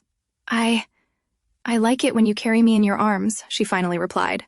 Aerik's gaze deepened, his questions relentless. Why? Why? Miesa frowned. Isn't it obvious? We only need to do this to avoid being killed, so why does he keep asking? But when Aerik suddenly pulled away, her heart jolted. Take your time, he said gently. Answer me. I can wait. Miesa blinked, stunned. He refuses to touch me unless I answer him. How underhanded. I've never met anyone as stubborn, or as scheming, as this man. Gritting her teeth, she gave him the truth. When I walk, I limp. It makes it hard to move. So I like it when you carry me. As expected, Aerik smiled at her answer. Miesa, however, was left even more confused. Why is he so reluctant when they could just get it with? Perhaps, as my maid said, maybe he truly has had a change of heart and taken a lover. Remembering those words, she suddenly grabbed at his collar, her eyes wide and searching. We are lovers, right? Lovers are when a man and woman are special to each other. We are that, aren't we? She asked desperately, repeating herself. Aerik stilled, then his gaze softened. We are not lovers, he said, his voice steady. We are a married couple. Her heart lurched. Then, could it be that you're married to me? But lovers with someone else? She asked, her face tight with tension. Aerik's eyes hardened. What did your maid say to you this time? Miesa avoided his gaze, but her silence was answer enough. There are cases like that, yes, Aerik admitted quietly. But I am not one of those people. You are the only one to me, and the same goes for you. His words carried weight, an oath rooted deep inside him. Aerik had always despised disloyalty in marriage, perhaps because of his father's betrayal. He pulled Miesa tightly into his arms, anxiety pressing into his chest as if he feared she might slip away. He stroked her lips with his thumb, searching her face. Tell me, have you picked up this accent from Gela? He asked, recognizing the faint Kazan inflection in her speech. Miesa nodded nervously. Why? Is it strange? A soft smile broke across Aerik's face. No, it's cute. Then he leaned in, kissing her tenderly, affectionately. Miesa's mind whirled. All we need to do is fulfill our marital duties. That's it. None of this, the kisses, the tenderness, none of this was ever part of the process the priestess recited to me. And yet, for some reason, these unnecessary, meaningless things stirred emotions within her. Strange, unfamiliar feelings that confused her and left her trembling.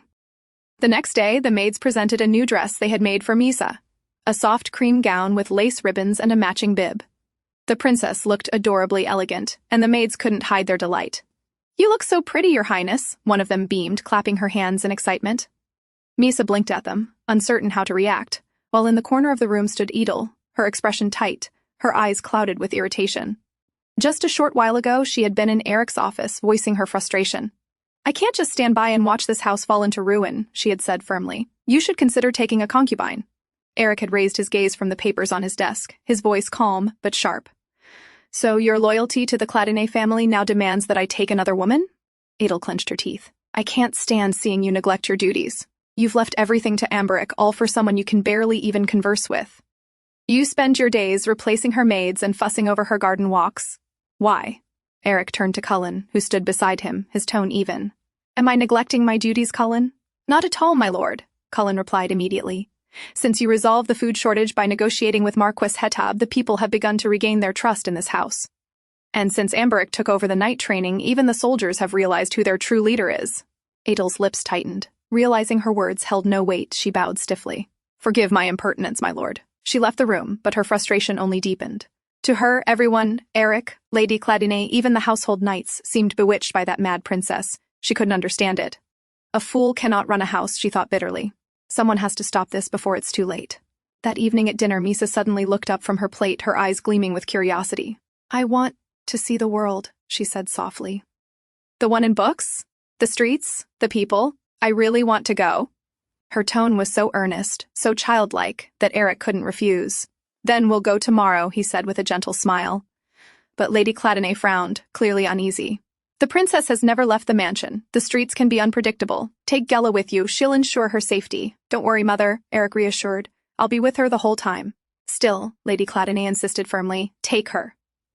He had no choice but to agree. Their carriage rolled through the cobblestone streets of the capital. Before long, Aerik turned to Gela and said in a calm voice, Meet us back here in 3 hours. Until then, you're free to do as you please. Gela hesitated, worried. My lord, leaving her side, I'll look after her, he interrupted. You have my word. Though reluctant, Gela bowed and stepped away. Once she disappeared into the crowd, the carriage began to move again. Aerik leaned toward Miesa, who was pretending to sleep with her head resting on his lap, and whispered near her ear, You may get up now. Her eyes fluttered open, and she immediately pressed her face to the window, gazing out with pure wonder. The vibrant streets of the capital unfolded before her. Vendors shouting cheerfully, children chasing one another, women bargaining at stalls, the aroma of fresh bread drifting in the air. Aerik watched her silently, a faint smile tugging at his lips. Seeing her mesmerized expression, he decided not to disturb her. For once, he wanted her to simply enjoy the world, the real one, beyond the palace walls.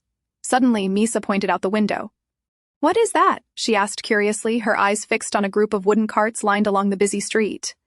Aerik followed her gaze. Those are display carts, he explained. Merchants use them to sell their goods, but what they sell is usually of poor quality. Miesa tilted her head, her brows furrowing. If even the House of Cladinae thinks it's of no quality, she said seriously, then can it be of use at all? Aerik blinked, momentarily at a loss for words. Then realization dawned. She had misunderstood entirely, so that's what she thought.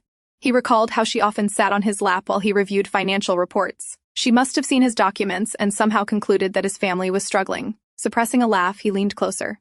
Miesa, he began gently. The shortage you saw was only temporary. It happened because the war ended, and 17,000 soldiers returned home. That caused a strain on our food supply, but the issue has already been resolved. Her eyes widened slightly, listening intently as he continued, almost without noticing that he had started bragging. The Cladinae lands are prosperous, he said proudly. We own 3 iron mines and several trade routes across the southern border. There's nothing for you to worry about. Only after finishing did he realize how self-satisfied he must have sounded. Clearing his throat awkwardly, he asked, Are you displeased? Miesa shook her head. No, she said softly. I was just thinking. I used to leave my snacks unfinished, thinking there wasn't much food left. Now I wish I had eaten them all. Aerik froze for a moment. So that's what she worried about, and he had no idea. As the carriage rolled past a confectionery, he suddenly tapped the wall for the driver to stop. Stay here, he said, opening the door. Don't unlock it until I return. Without waiting for her reply, he stepped out. Inside, Miesa sat quietly. A faint sense of embarrassment crept up her face as she thought about her misunderstanding. She had once lived in the Celia Palace, small, isolated, yet the only home she had known, before being dragged to the royal palace against her will. There she had worn her title like armor, proud of being royal, because it was all she had left. But only after leaving that palace did she realize what peace felt like. She had never imagined that marriage, the one she had thought would end in misery, would bring her any measure of calm. As she gazed out the window, a group of women caught her attention. They were whispering among themselves, their fans half covering their mouths as they giggled. Look, it's Lord Cladinae, one murmured. The hero of the Western Front. Such a handsome man. Yes, another sighed. It's a pity he's trapped in that marriage. With the mad princess. The words struck Miesa like a slap. Through the glass she saw Aerik exiting the shop, a box of sweets in hand. Every woman's gaze followed him, some admiring, others pitying. She recognized those looks. They were the same looks she'd seen before, from Aerik, from the servants, from everyone in the house who pitied Aerik for being tied to her. As Aerik approached, the murmurs died down. He climbed into the carriage, as if nothing had happened, his expression composed. I apologize for keeping you waiting, he said simply, settling the box on his lap. Miesa looked down, her hands clutching her gown tightly. For the first time, she realized that the marriage that brought her peace had only brought him pity. People saw him as a victim, and she was the reason why. And then another thought crept in, a cruel, lonely one. If everyone feels sorry for him, then who will ever feel sorry for me? I bought the most popular sweets in the South, Aerik said cheerfully, opening the lid. The shopkeeper said they're his finest, maybe Hallet tarts? Miesa turned her face away. No, she said abruptly. Don't open it. I don't like sweets. Her voice came out sharper than intended. She didn't even know why she was upset. At herself, at those whispers, or at the kindness that made her feel even smaller. Aerik blinked, pausing mid-motion. What happened while I was gone? He asked calmly. Miesa turned away, her tone cold. I told you I don't like sweets. Aerik sighed softly, then reached out, gently taking her chin to turn her face toward him. Miesa, he said quietly. I don't care if you like sweets or not. What concerns me is your mood. Something changed while I was away. We haven't been married long, but I can tell when something's wrong. His voice wasn't demanding. It was calm, almost patient. Miesa stared at him in silence, surprised. He should have ignored her, dismissed her. But instead, he was trying to understand her. And somehow, that only made her chest ache even more. She ended up falling into his lap. Aerik didn't say anything. He simply held her there, silent and still. But as time passed, Miesa grew more and more embarrassed. Why did I do that? The question lingered in her mind, tightening in her chest. Even if they now held each other's lives in their hands, the man clearly had the advantage. He knew her secret, and she needed his cooperation to survive. And yet she had acted like a child. Maybe I've gotten too used to being treated like a human, she thought bitterly. So much that it's starting to affect me. Still, she reminded herself, no matter what, she needed to stay on good terms with him. When they arrived at the meeting point, Jella rejoined them. But as she climbed into the carriage, the air felt strangely heavy. She glanced between the two and felt a chill. Neither spoke a word. As they neared the palace, Aerik noticed another carriage leaving the gates. His father's. From the direction, he could tell exactly where the man was headed, again, to visit his mistress. Edel's words from earlier echoed in his mind. You've neglected your duty. Maybe she wasn't entirely wrong. He had ignored his father's affair for far too long. And one man's corruption could tarnish the entire house if left unchecked. Young master, Jella called out as the carriage stopped. There's a box inside. Would you like me to bring it in? Aerik turned to her, grabbing Miesa in his arms. No, you can keep it, he said, his tone distant. Then he paused. Also, Gella, you're familiar with daggers, aren't you? Gella blinked, startled by the question. For a moment she thought of denying it, but lying to Aerik never seemed wise. She nodded hesitantly. Good, he replied simply, then turned away, carrying Miesa toward the mansion. Gella stood there, completely puzzled. She shrugged after a moment, picked up the box of sweets from the carriage, and left. From the balcony above, Miesa's maids watched the entire scene unfold. He's spending so much time with his lover, one whispered. Strange taste for a man of his rank, another replied coldly. But as long as she keeps him satisfied, what does it matter? Inside the bedroom, Aerik laid Miesa carefully on the bed. Sitting beside her, he waited for her to say something, but she remained silent, her eyes turned away. Finally, he sighed and reached out, patting her head gently. Sleep well. I'll let you know when dinner is ready, he said softly, beginning to stand. But before he could leave, she grabbed his hand. Aerik, are you angry with me? He looked back at her, puzzled. Miesa knew the man likes it when she talks about herself, so she hesitated, then spoke in a low voice, choosing her words carefully. The sweet you bought, it's from Halieti. That's my mother's homeland. I don't like it. Aerik froze. He hadn't known that. I see, he said quietly. The third and last queen of the former king, Miesa's mother, had come from an insignificant noble family. When the king died, she gave birth to her first child, Miesa, and was cast aside, banished to the small Celia palace, forgotten. Later, when Barmel ascended the throne, he destroyed her mother's family completely. From then on, the queen's name vanished from records, and few even remembered she had existed. I'm sorry, Aerik said finally. Do you hate everything from there? Yes, Miesa replied softly, her voice calm but firm. He sighed. That's why I keep asking about you, he explained gently. If I know you better, I won't make mistakes like today. She still held on to his hand. I understand, she murmured. He studied her face, then asked quietly. But there's something else, isn't there? Something that made you upset, earlier. Miesa turned her head away. I already told you, she said quickly. That's all. Aerik frowned slightly. Miesa! But before he could finish, she shut her eyes and pretended to sleep. He sighed, recognizing the act instantly. You're pretending again, he muttered under his breath. Reaching down, he pinched her nose gently, but she didn't react. Sitting there, he exhaled deeply. He hadn't expected her to open up overnight. But still, it weighed on his heart. Her way of avoiding confrontation, the way she buried her pain as if it didn't exist, it frightened him.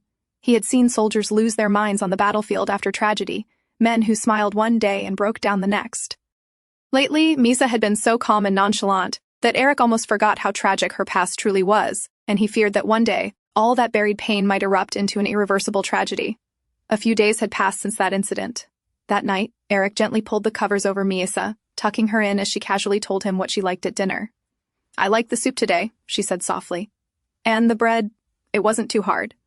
Aerik nodded, smiling faintly. I'll let the kitchen know. But when he looked down, he froze. Miesa was staring at him intently, her eyes wide, waiting. With a sigh of amusement, he leaned in and gave her a small peck on the forehead. As he pulled away, she spoke again, and today the sun was too strong, so I couldn't play outside. But I like it when the weather's good, and I can play outside. Aerik chuckled under his breath and leaned in once more. I see, he said, pressing another gentle kiss to her cheek.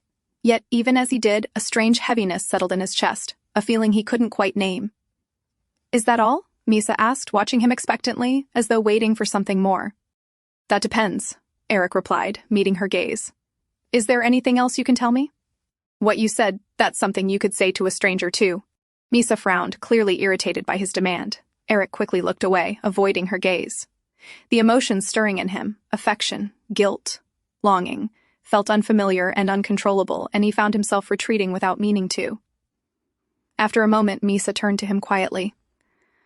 I don't know what I can say to strangers or what to say to people close to me, she admitted. I never really had anyone to talk to. Until now. Aerik exhaled heavily, covering his face with one hand. I see, he murmured, ashamed of his earlier coldness. There she was, trembling slightly beside him, filled with so much quiet anxiety, and all he could do was lay there, holding himself back, forcing his own emotions into silence. Feeling remorseful, he turned to her again. Then perhaps we can talk about that day, he said gently. There was something else, wasn't there?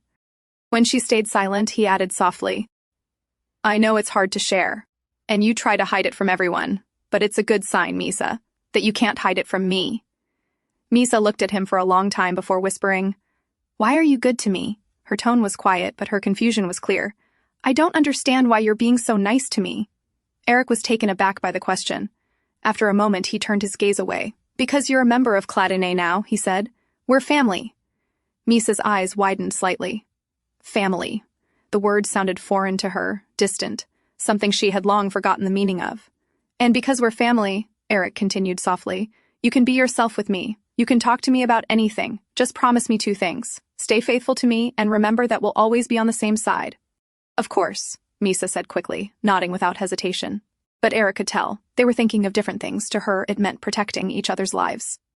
To him, it meant something deeper. Trust, loyalty, a bond he hoped would someday become real. Well, he murmured, smiling faintly, we probably meant different things, but let's hope our intentions align someday. He pulled her gently into his arms and pressed a soft kiss to her forehead. Within moments, Miesa's breathing slowed as she drifted off to sleep.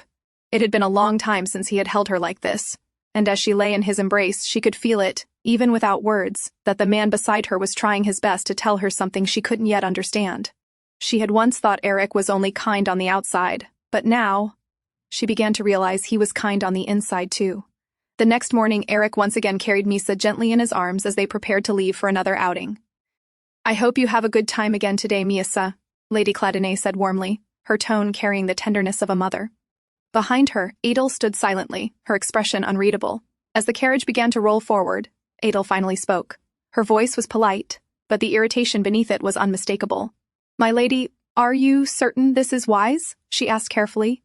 The young master is still a man, after all. Allowing such a young woman to spend this much time alone with him. Lady Cladinae turned slightly, cutting her off with a light scoff.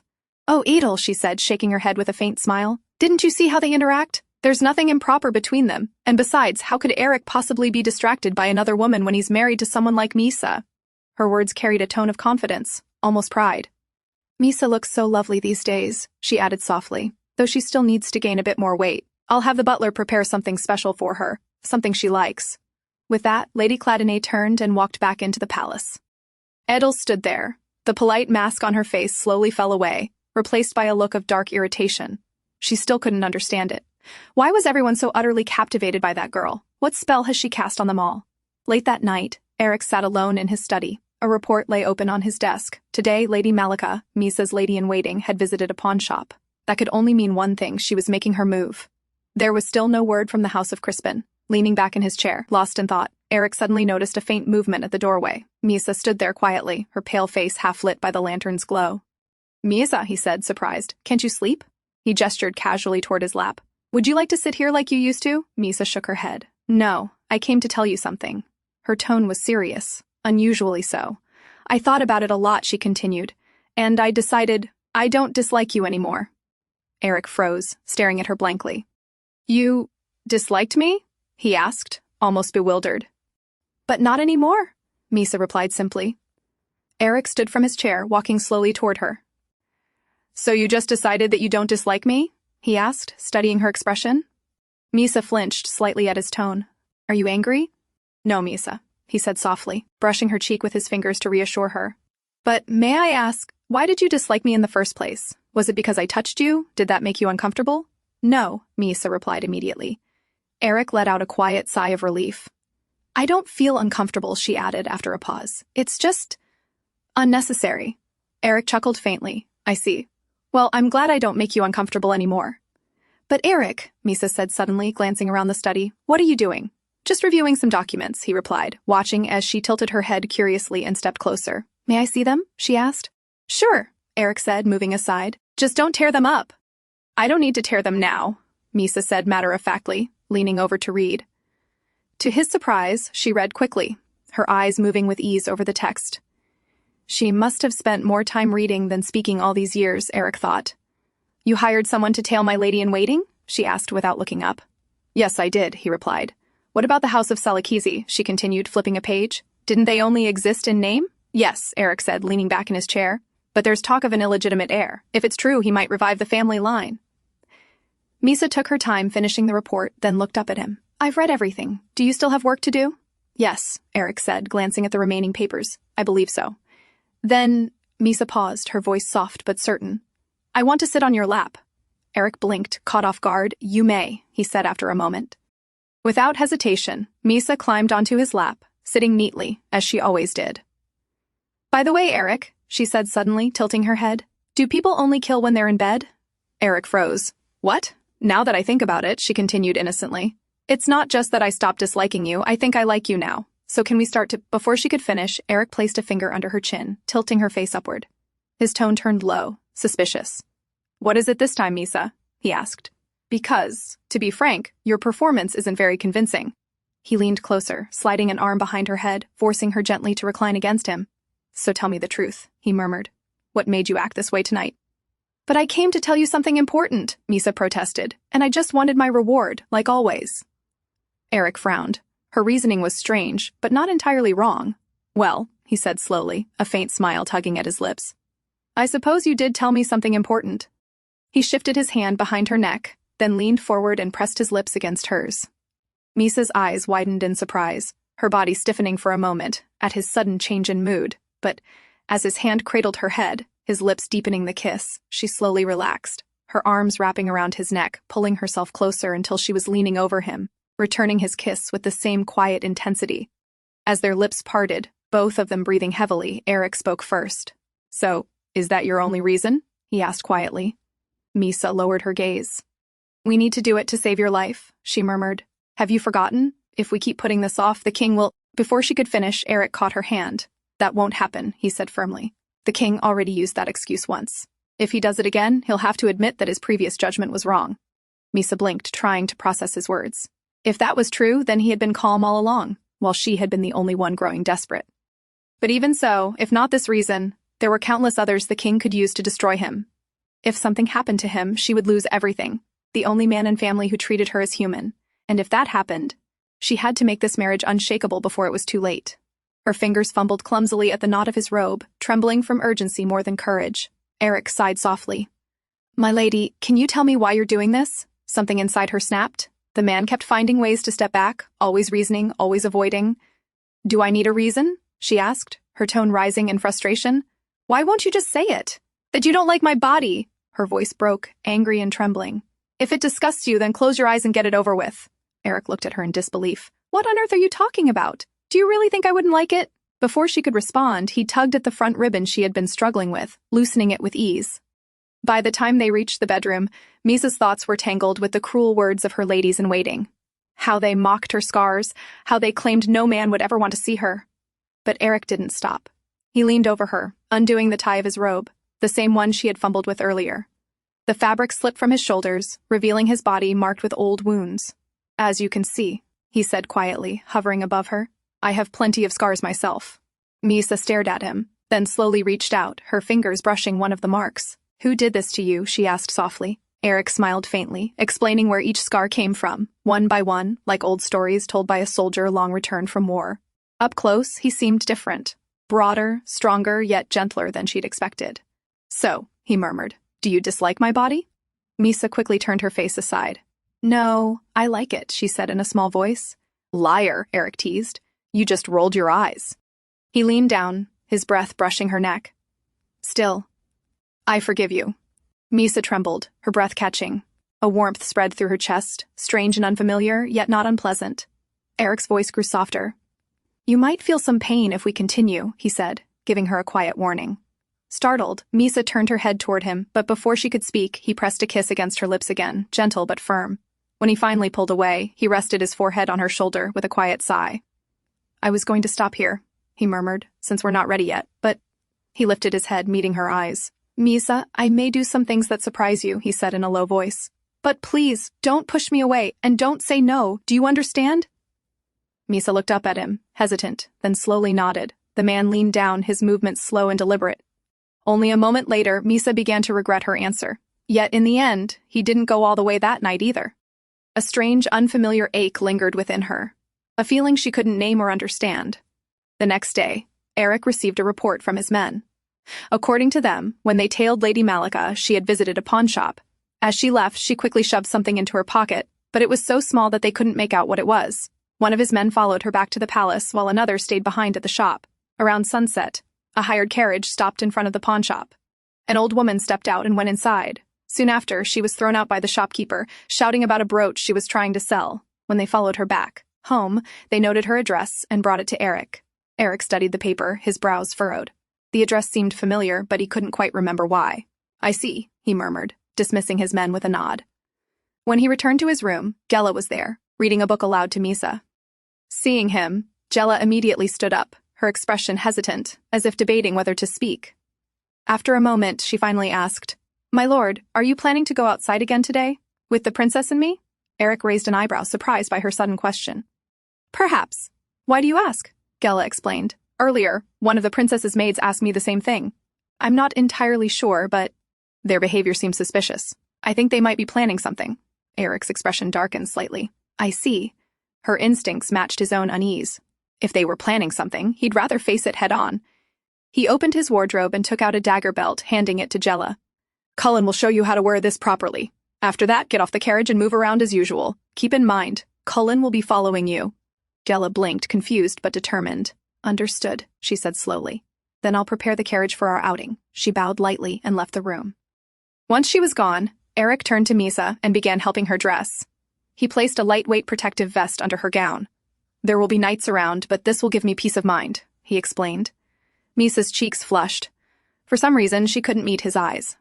"Let me know if it feels uncomfortable," Aerik said, adjusting the straps. "No, it's fine," she replied softly, then pointed toward a small ribbon bib her maids had made for her. "Could you help me tie this?" Aerik paused, looking at it curiously. He hadn't known she liked such accessories. With a faint smile and a touch of embarrassment, he tied it gently around her neck. "I'm not sure I'm doing it right," he admitted, "but I'll try my best." When he finished, he brushed a hand over her shoulder and said quietly, "Let's just hope all these precautions turn out to be unnecessary." For a long time, nothing happened. Their carriage moved steadily through the streets, and their outing passed peacefully, just like before. Aerik began to think perhaps the tension had been for nothing. But when they returned to the meeting point after 3 hours, Gela appeared, disheveled, bruised, and clearly hurt. She climbed into the carriage, breathing heavily. "I'm assuming," she said dryly, "that I'll be getting paid extra for this." Aerik stared at Gela's disheveled appearance, his brows knitting with concern. "Are you hurt?" he asked, his tone firm yet worried.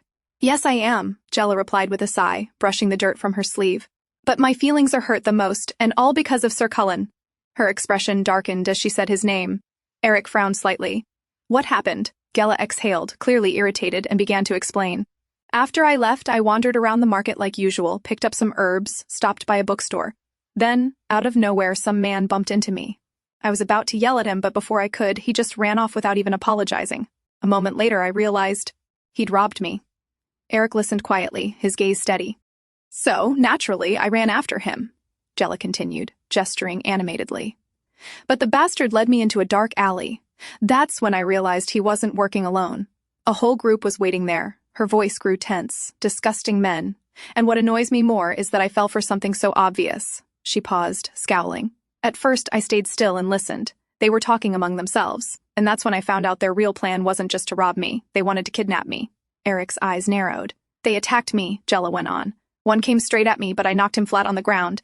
Then another tried to throw a sack over my head from behind. That was it. I lost my temper. She scratched her cheek, a little embarrassed. Well, I could have gone along with their plan and found out who sent them, but I was too angry to think straight. Aerik sighed quietly. I see. But here's the strange part, Jella continued. There were plenty of them.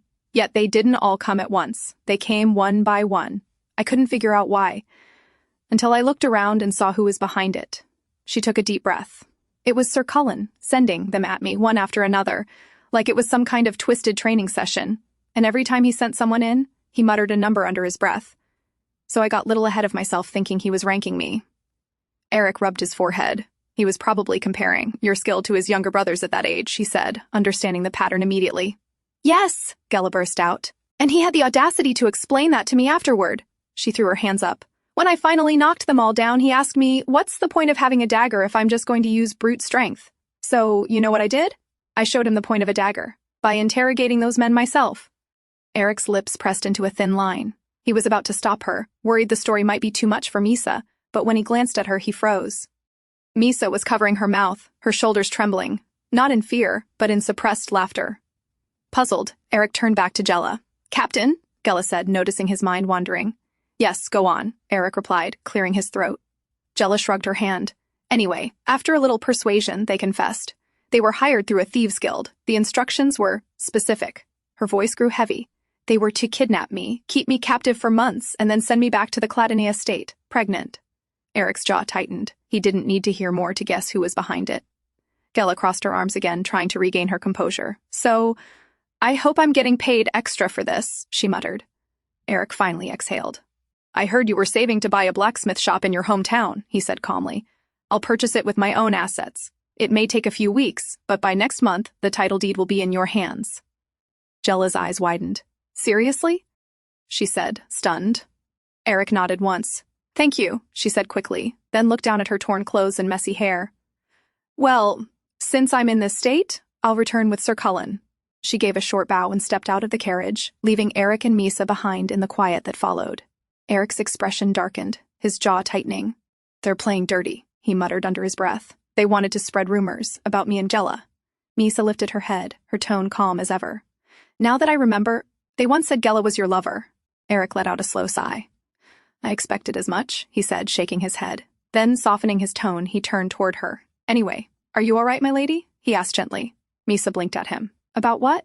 About what Gella said earlier, he clarified, a hint of confusion in his eyes. I thought it might have disturbed you. Oh, that? She said with a faint shrug. I guess I really was scared when I was young. But now? I'm used to seeing blood. Eric's brows furrowed slightly. You've seen it that often? He asked quietly, his tone unreadable. Actually, Miesa began, looking away as if recalling something distant. I kind of had a habit of laughing like a mad person. Sometimes I even had to sleep beside dead bodies. When I was young, I didn't have much choice. I had to prove I was truly mad. Aerik said nothing, his gaze fixed on her. She continued in her usual matter-of-fact tone. But about 2 years ago, the ladies-in-waiting started, suspecting that I was gaining my senses back. By then, everyone close to me was already dead, so I couldn't sleep with dead bodies as often as before. Her voice lowered slightly.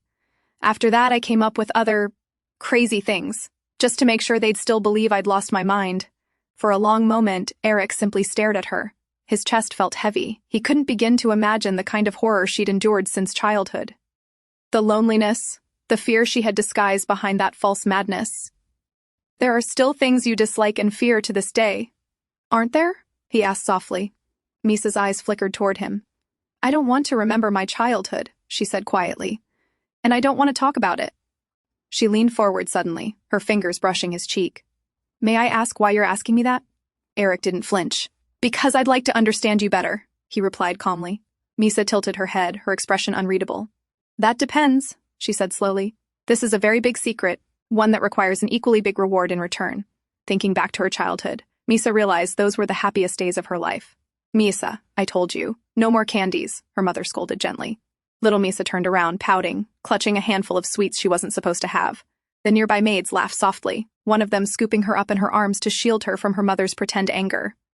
Her days in the small Celia palace were peaceful and warm. It wasn't a luxurious life, but everyone there smiled at her with affection. Don't hide, Miesa, her mother said. Didn't I tell you what happens to bad girls who don't listen to their mothers on rainy days, her mother said playfully, grabbing her. The goddess comes down to take them away. Her mother's laughter filled the garden. Those moments, her laughter, the scent of sweet herbs, were the only memories of warmth that stayed with Miesa forever. But then came the day when everything changed. A royal informant arrived, whispering something into her mother's ear. After that, her mother's smile faded. She looked worried the whole day. One day when the storm came, with thunder shaking the walls of Celia Palace, Miesa remembered her mother's warning about the goddess coming down on rainy days. That was the day King Barmal barged into the palace. Her mother's voice trembled as she hurriedly pushed Miesa under the bed. I'm afraid, Miesa. Mommy has done something very bad. Even mothers must be punished if they do wrong. Do you understand? But let's hide together, Mother. I don't want you to be punished, little Miesa cried, clutching her mother's dress. Her mother's eyes softened. There's nothing we can do, Miesa. I'm sorry. And just like that, one by one, everyone in Celia Palace died. Before her end, her mother had whispered one last command. Hide here and pretend you've gone mad from seeing blood. Those were her final words, the key to Miesa's survival. Perhaps her mother believed King Barmal's reign wouldn't last, that help would come soon. But no one came. 8-year-old Miesa lived confined within the palace, surviving only by obeying her mother's final words. She had truly believed the goddess had come to punish her for not listening to her mother. Her life turned into nothing but pain. Following her mother's advice, she did whatever it took to stay alive. She hid among corpses. The first months, sleeping in that hall filled with dead bodies, were unbearable. But she endured. She forced herself to laugh like a madwoman, to speak nonsense, to stop feeling. Eventually, King Barmal believed it. He was convinced she had gone insane. At first, she would still think of her mother and cry quietly in the dark. But after a while, she realized the tears no longer came. Her heart had gone numb. Now, lying under Aerik, Miesa told him everything. Every word, every scar of her past. And in return, he gave her the reward she'd wanted most. Miesa, Aerik murmured softly, his voice strained as he hovered above her. Your mother? She said she named you herself? Yes, Miesa replied, her voice trembling. She said she had to beg for permission to name me. Does your name have a special meaning? He asked, his voice low and husky, still heavy with the lingering warmth of their union. Her lips parted as she whispered. Mother said, if someone says my name, their mouth must form a smile. That's why she chose Miesa, so that I could bring happiness to everyone around me. Aerik's breath hitched. Miesa, he whispered again, holding her tightly, his voice breaking. Miesa, he pressed her against his chest, his lips tracing soft kisses along her cheek, down her neck, repeating her name like a prayer, like a vow. And for the first time in years, as his voice trembled around her name, Miesa's own eyes filled with tears. She finally understood. He wasn't just saying her name, he was proving to her that she had indeed brought happiness into someone's life. As Aerik held her close, the tears that had long been frozen finally slipped down the corners of her eyes. At dawn, Aerik was the first to wake. He gazed quietly at Miesa, sleeping peacefully in his arms. The sight filled his heart with a calm joy. There were still so many questions he wanted to ask her, but he decided to save them for later. He didn't want to reopen her wounds by reminding her of the past. Leaning closer, he pressed a gentle kiss to her forehead. Just then, a sharp knock echoed at the door. My lord, an urgent letter has arrived, the butler's voice called from outside, hurried and tense. I urge you to read it immediately. After dressing up, Aerik stepped out of his chamber. He walked along the corridor with his men trailing behind. One of them stepped forward, bowing slightly before reporting, As per your instructions, my lord, we investigated the old woman who visited the pawn shop. Our findings confirmed that she is the mother of the vice commander of the Crispin Knights. Aerik narrowed his eyes slightly. The vice commander? I've heard of him, he murmured. The soldier continued. Yes, my lord.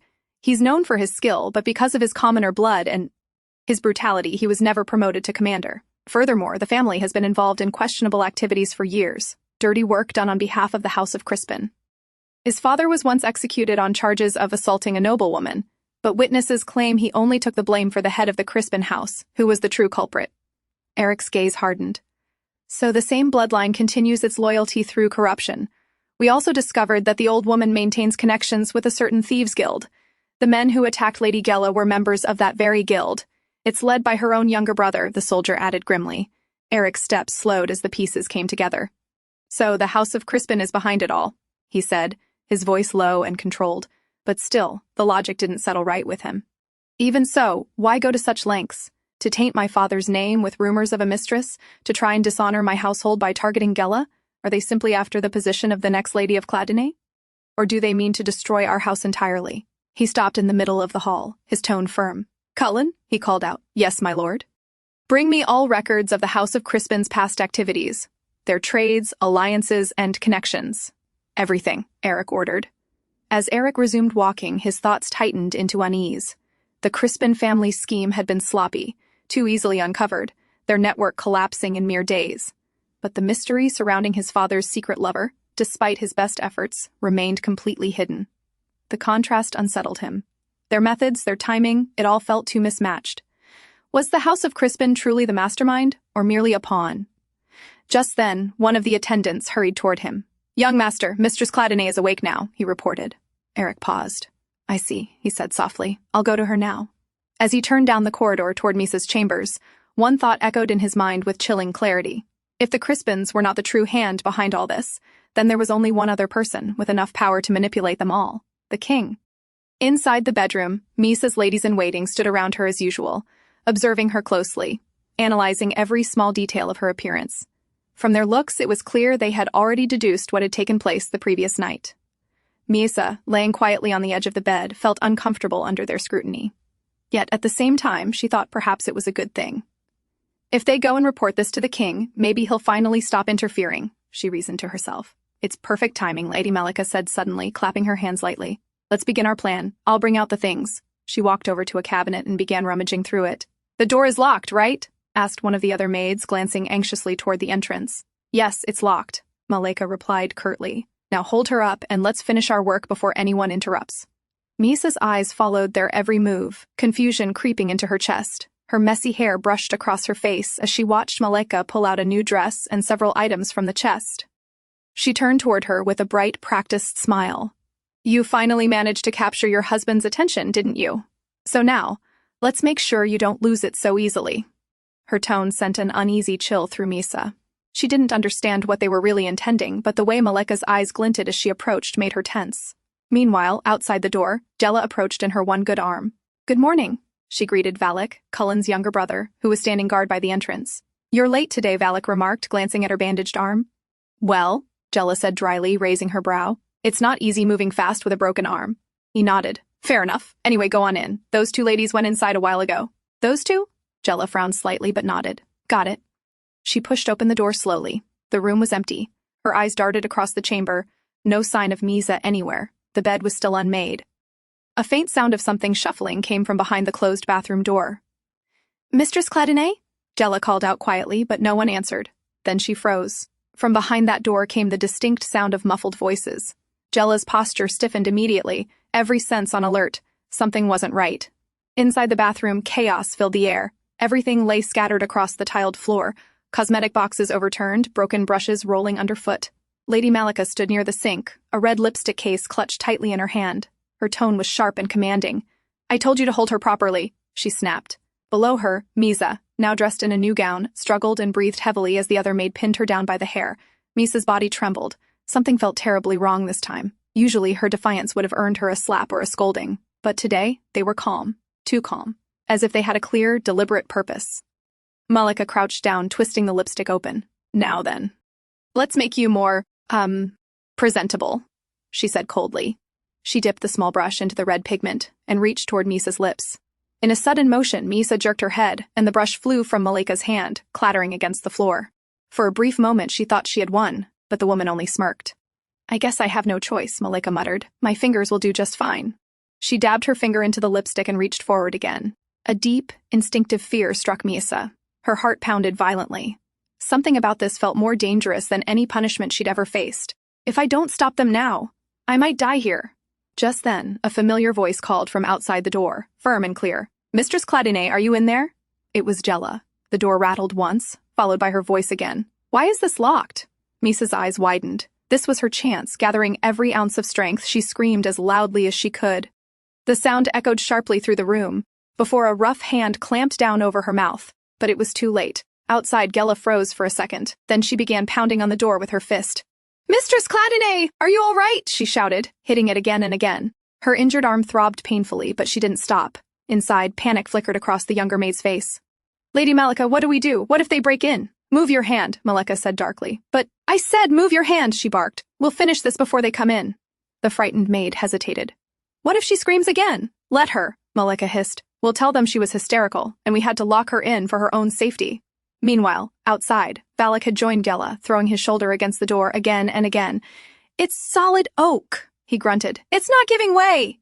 Inside, Malika glared down at Miesa. "It won't open easily," she sneered, "so stop wasting our time." She brought her stained fingers closer to Miesa's lips.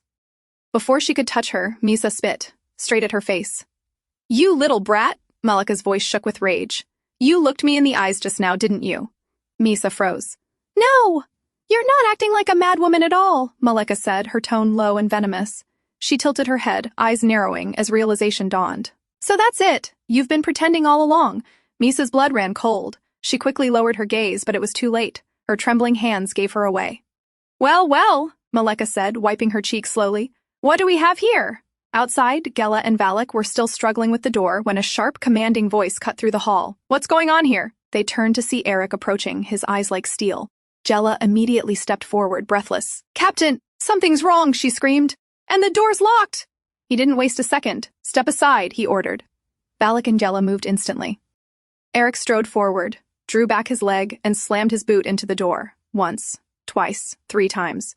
With a thunderous crack, the lock splintered and the door burst open. The scene inside made his blood run cold. Miesa sat on the floor, her hair tangled, her gown half pulled, her frightened eyes darting down, while Malika stood frozen with the red-stained lipstick still in her hand. Aerik's face darkened, his voice like ice. "Tie them up." Lady Malika, startled by Aerik's sudden entrance, stumbled back. "Young master, it's not what it looks like. You must understand," she began hastily. But before she could finish, Gela lunged forward, fury blazing in her eyes. She grabbed Malika by the hair and yanked her back hard. "How dare you lay a hand on Mistress Cladinae," she shouted, her voice echoing through the marble walls. Malika shrieked in pain, trying to pull away, but Gela's grip only tightened. Aerik's sharp gaze swept over the room, taking in every detail, the overturned chair, the lipstick-stained floor, the terror in Miesa's trembling frame. He turned immediately toward her. "Miesa?" he called softly, striding forward, his tone shifting from command to concern. "Are you hurt?" Miesa, still sitting on the cold floor, looked up at him through her ruffled hair. For a moment, everything blurred, the noise, the shouting, even her own fear. All she could see was the man walking toward her, steady and protective. When he knelt beside her, the world seemed to still. Aerik reached out gently, brushing aside the strands of hair sticking to her face. "It's all right," he murmured, his voice low but firm. "It's over now." He pulled her into his arms, holding her tightly against his chest. The familiar warmth and scent of him, steady and grounding, wrapped around her like a shield. Her body trembled, but slowly her grip on his coat tightened, clutching him as if afraid he might disappear. "It's okay," he whispered again, his hand cradling the back of her head. "No one will touch you now." Without looking back, Aerik rose to his feet, still carrying her in his arms. He turned toward the doorway, his face dark with restrained fury. Behind him, Lady Malika struggled free from Gela's hold, shouting, "Young master, please, you must listen to me. I have something important to tell you. That woman, she's deceiving you. She's only pretending to be—" Aerik stopped mid-step. The words froze the air. His grip on Miesa instinctively tightened as he turned slightly, his expression unreadable. Malika's trembling voice continued, desperate, "She's not what you think she is!" In that instant, Aerik's heart sank, his mind went cold. She knows the truth. "Gela, gag her," Aerik ordered curtly, before turning to leave. Without hesitation, Gela followed his command, swiftly forcing the cloth into Lady Malika's mouth to silence her. Later, she and Valak stood before Aerik to report what they had found. "She was holding a lipstick," Gela explained, her tone tense. "She tried to put it on Mistress Cladinae. It looked ordinary, but—" She hesitated, glancing at Aerik. Miesa wouldn't have resisted that strongly, without a reason, Aerik thought. He took the lipstick from her hand, smelling the content. The color looked harmless, but something about it felt wrong. "It's suspicious," Gela added cautiously. "Give me 2 days, I'll analyze it properly." Aerik's expression hardened. "Why bother taking that long?" he said coldly. He walked back into the room where Malika was restrained, standing before her trembling form. Without a word, he opened the lipstick, scooped out some of its contents, and forced it into her mouth. Malika struggled violently, muffled screams echoing through the room, but her hands were tied too tightly. Within seconds, her body convulsed, her throat tightening as she choked violently. Foam gathered at her lips, and her face began to swell grotesquely, so distorted that it was no longer recognizable. Beside her, Lady Deal's eyes widened in horror, her whole body shaking as she watched her companion die. Aerik stood still, his cold gaze fixed on the lifeless body at his feet. So it was poison, and judging by how Miesa had reacted, they likely intended to poison her slowly, just enough each day for it to look like illness. No immediate suspicion, no direct evidence. A quiet death, perfectly staged. It was a calculated move, one designed to pit House Cladinae against House Crispin, driving the two powerful families apart. Aerik clenched his jaw. It all reeked of the king's handiwork. But the question remained, how far did the king intend to go? Did he plan to punish them for failing to protect the princess? Or simply watch both houses destroy each other for his amusement? Aerik turned to the trembling maid beside the corpse. "Lady Deal," he said calmly, his voice sending a chill through the air. "Care to explain?" As expected, she immediately broke down. It was Lady Malika," she cried desperately. "She forced me. I only did what I was told." Aerik's expression didn't change. "I see," he said simply, turning toward Cullen. "Report this incident to the royal palace." Then, glancing toward Gela, he added quietly, "Prepare another room for Mistress Cladinae. I don't want her staying here anymore." Later, Aerik brought Miesa to Lady Cladinae and explained everything that had happened.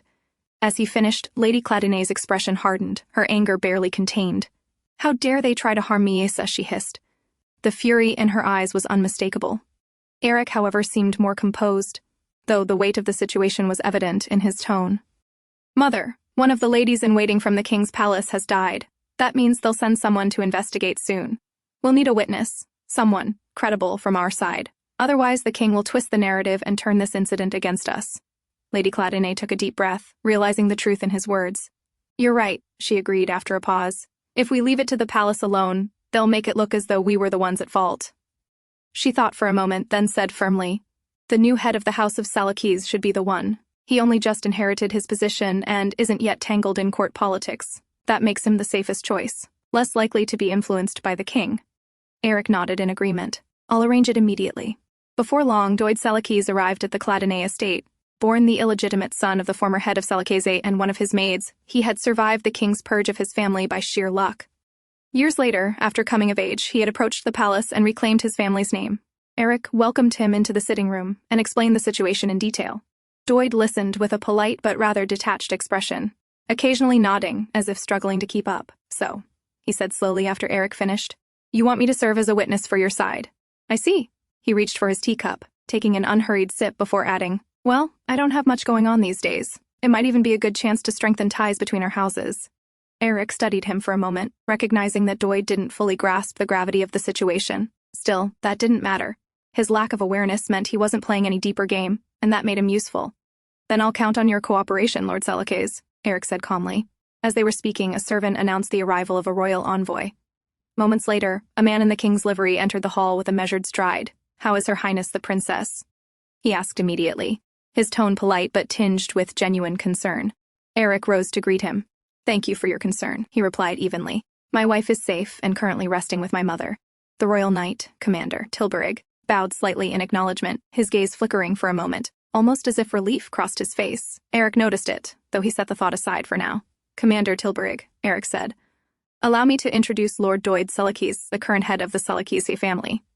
Tilburg inclined his head respectfully, and after brief formalities, the three men proceeded to the adjoining chamber where the body of Lady Malika had been laid out for inspection. Inside, the air was tense. Lady Deal sat restrained in the corner, her face pale, eyes darting nervously toward the royal knight as if she had just seen her savior. "I never imagined we'd be meeting again under such circumstances, Lady Deal," Tilburg remarked coldly as he entered. His words made her tremble visibly. He knelt beside Lady Malika's lifeless body, studying the grotesque swelling that had disfigured her face. "We'll analyze the substance found in her system," he said, his voice detached.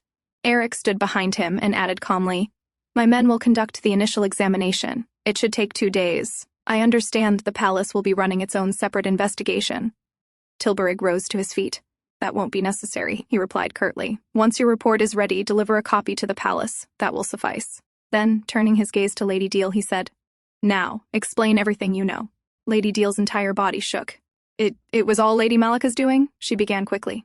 "She was the one who planned this. She had dealings with the House of Crispin, and I was only following her orders." Tilburg's eyes narrowed. "And what was the purpose of this?" he asked, holding up the lipstick tube between his fingers. Lady Deal froze, her lips trembling. After a moment, she stammered out, "The young master and her Highness have been spending much time together lately. Every morning, their room is in disarray. I don't think I need to say more. Lady Malika said this would be a good excuse. We were to make it seem as though we were only trying to help the princess maintain her husband's attention."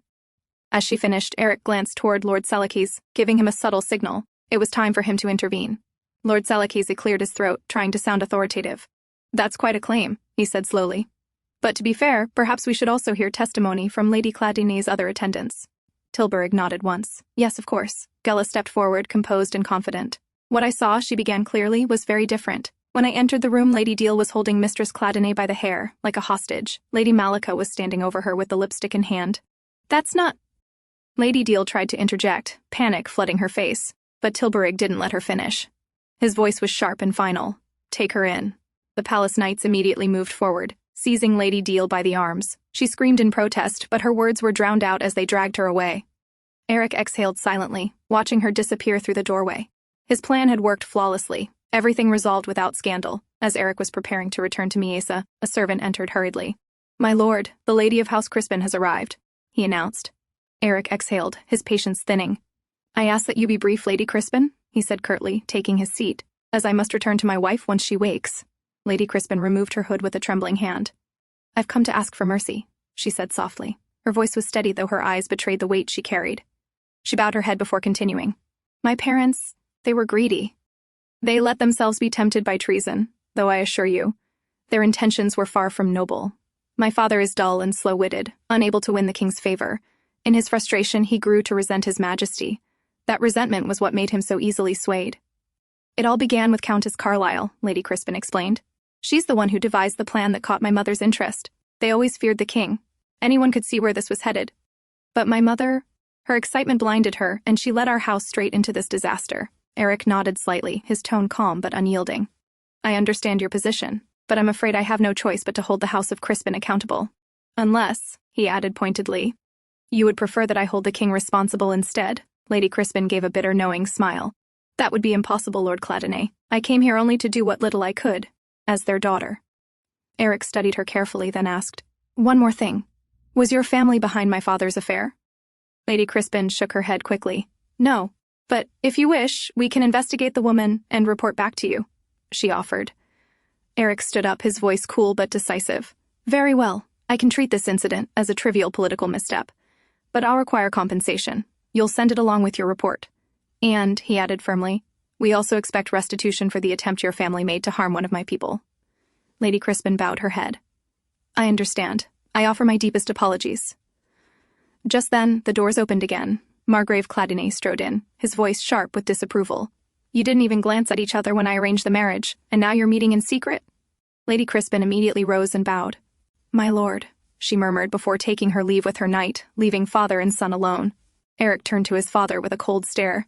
"What took you so long?" he asked flatly. "I heard," the Margrave said, his tone rising with anger, "that for that mad woman you killed one of the king's attendants. And now you're favoring the knights. Do you intend to hand the commander's position to Aerik next?" Aerik let out a mirthless laugh. "You're one to talk. Tell me, father, how much do you really know? For instance, were you aware that the king was behind this entire incident, that all of it was orchestrated by him?" The Margrave's expression faltered, but Aerik didn't stop. His voice grew louder, sharper. "Or perhaps you didn't know that the barmaid you've been meeting at this late hour came with a proposal from the king himself to bind our two houses in marriage." The older man's face turned pale. His silence was answer enough. "Did you at least apologize to mother?" Aerik asked quietly, almost weary. "For putting this family in danger?" The Margrave's jaw tightened. "You wouldn't understand," he hissed. "I've lived my whole life with a woman who scorned every decision I made.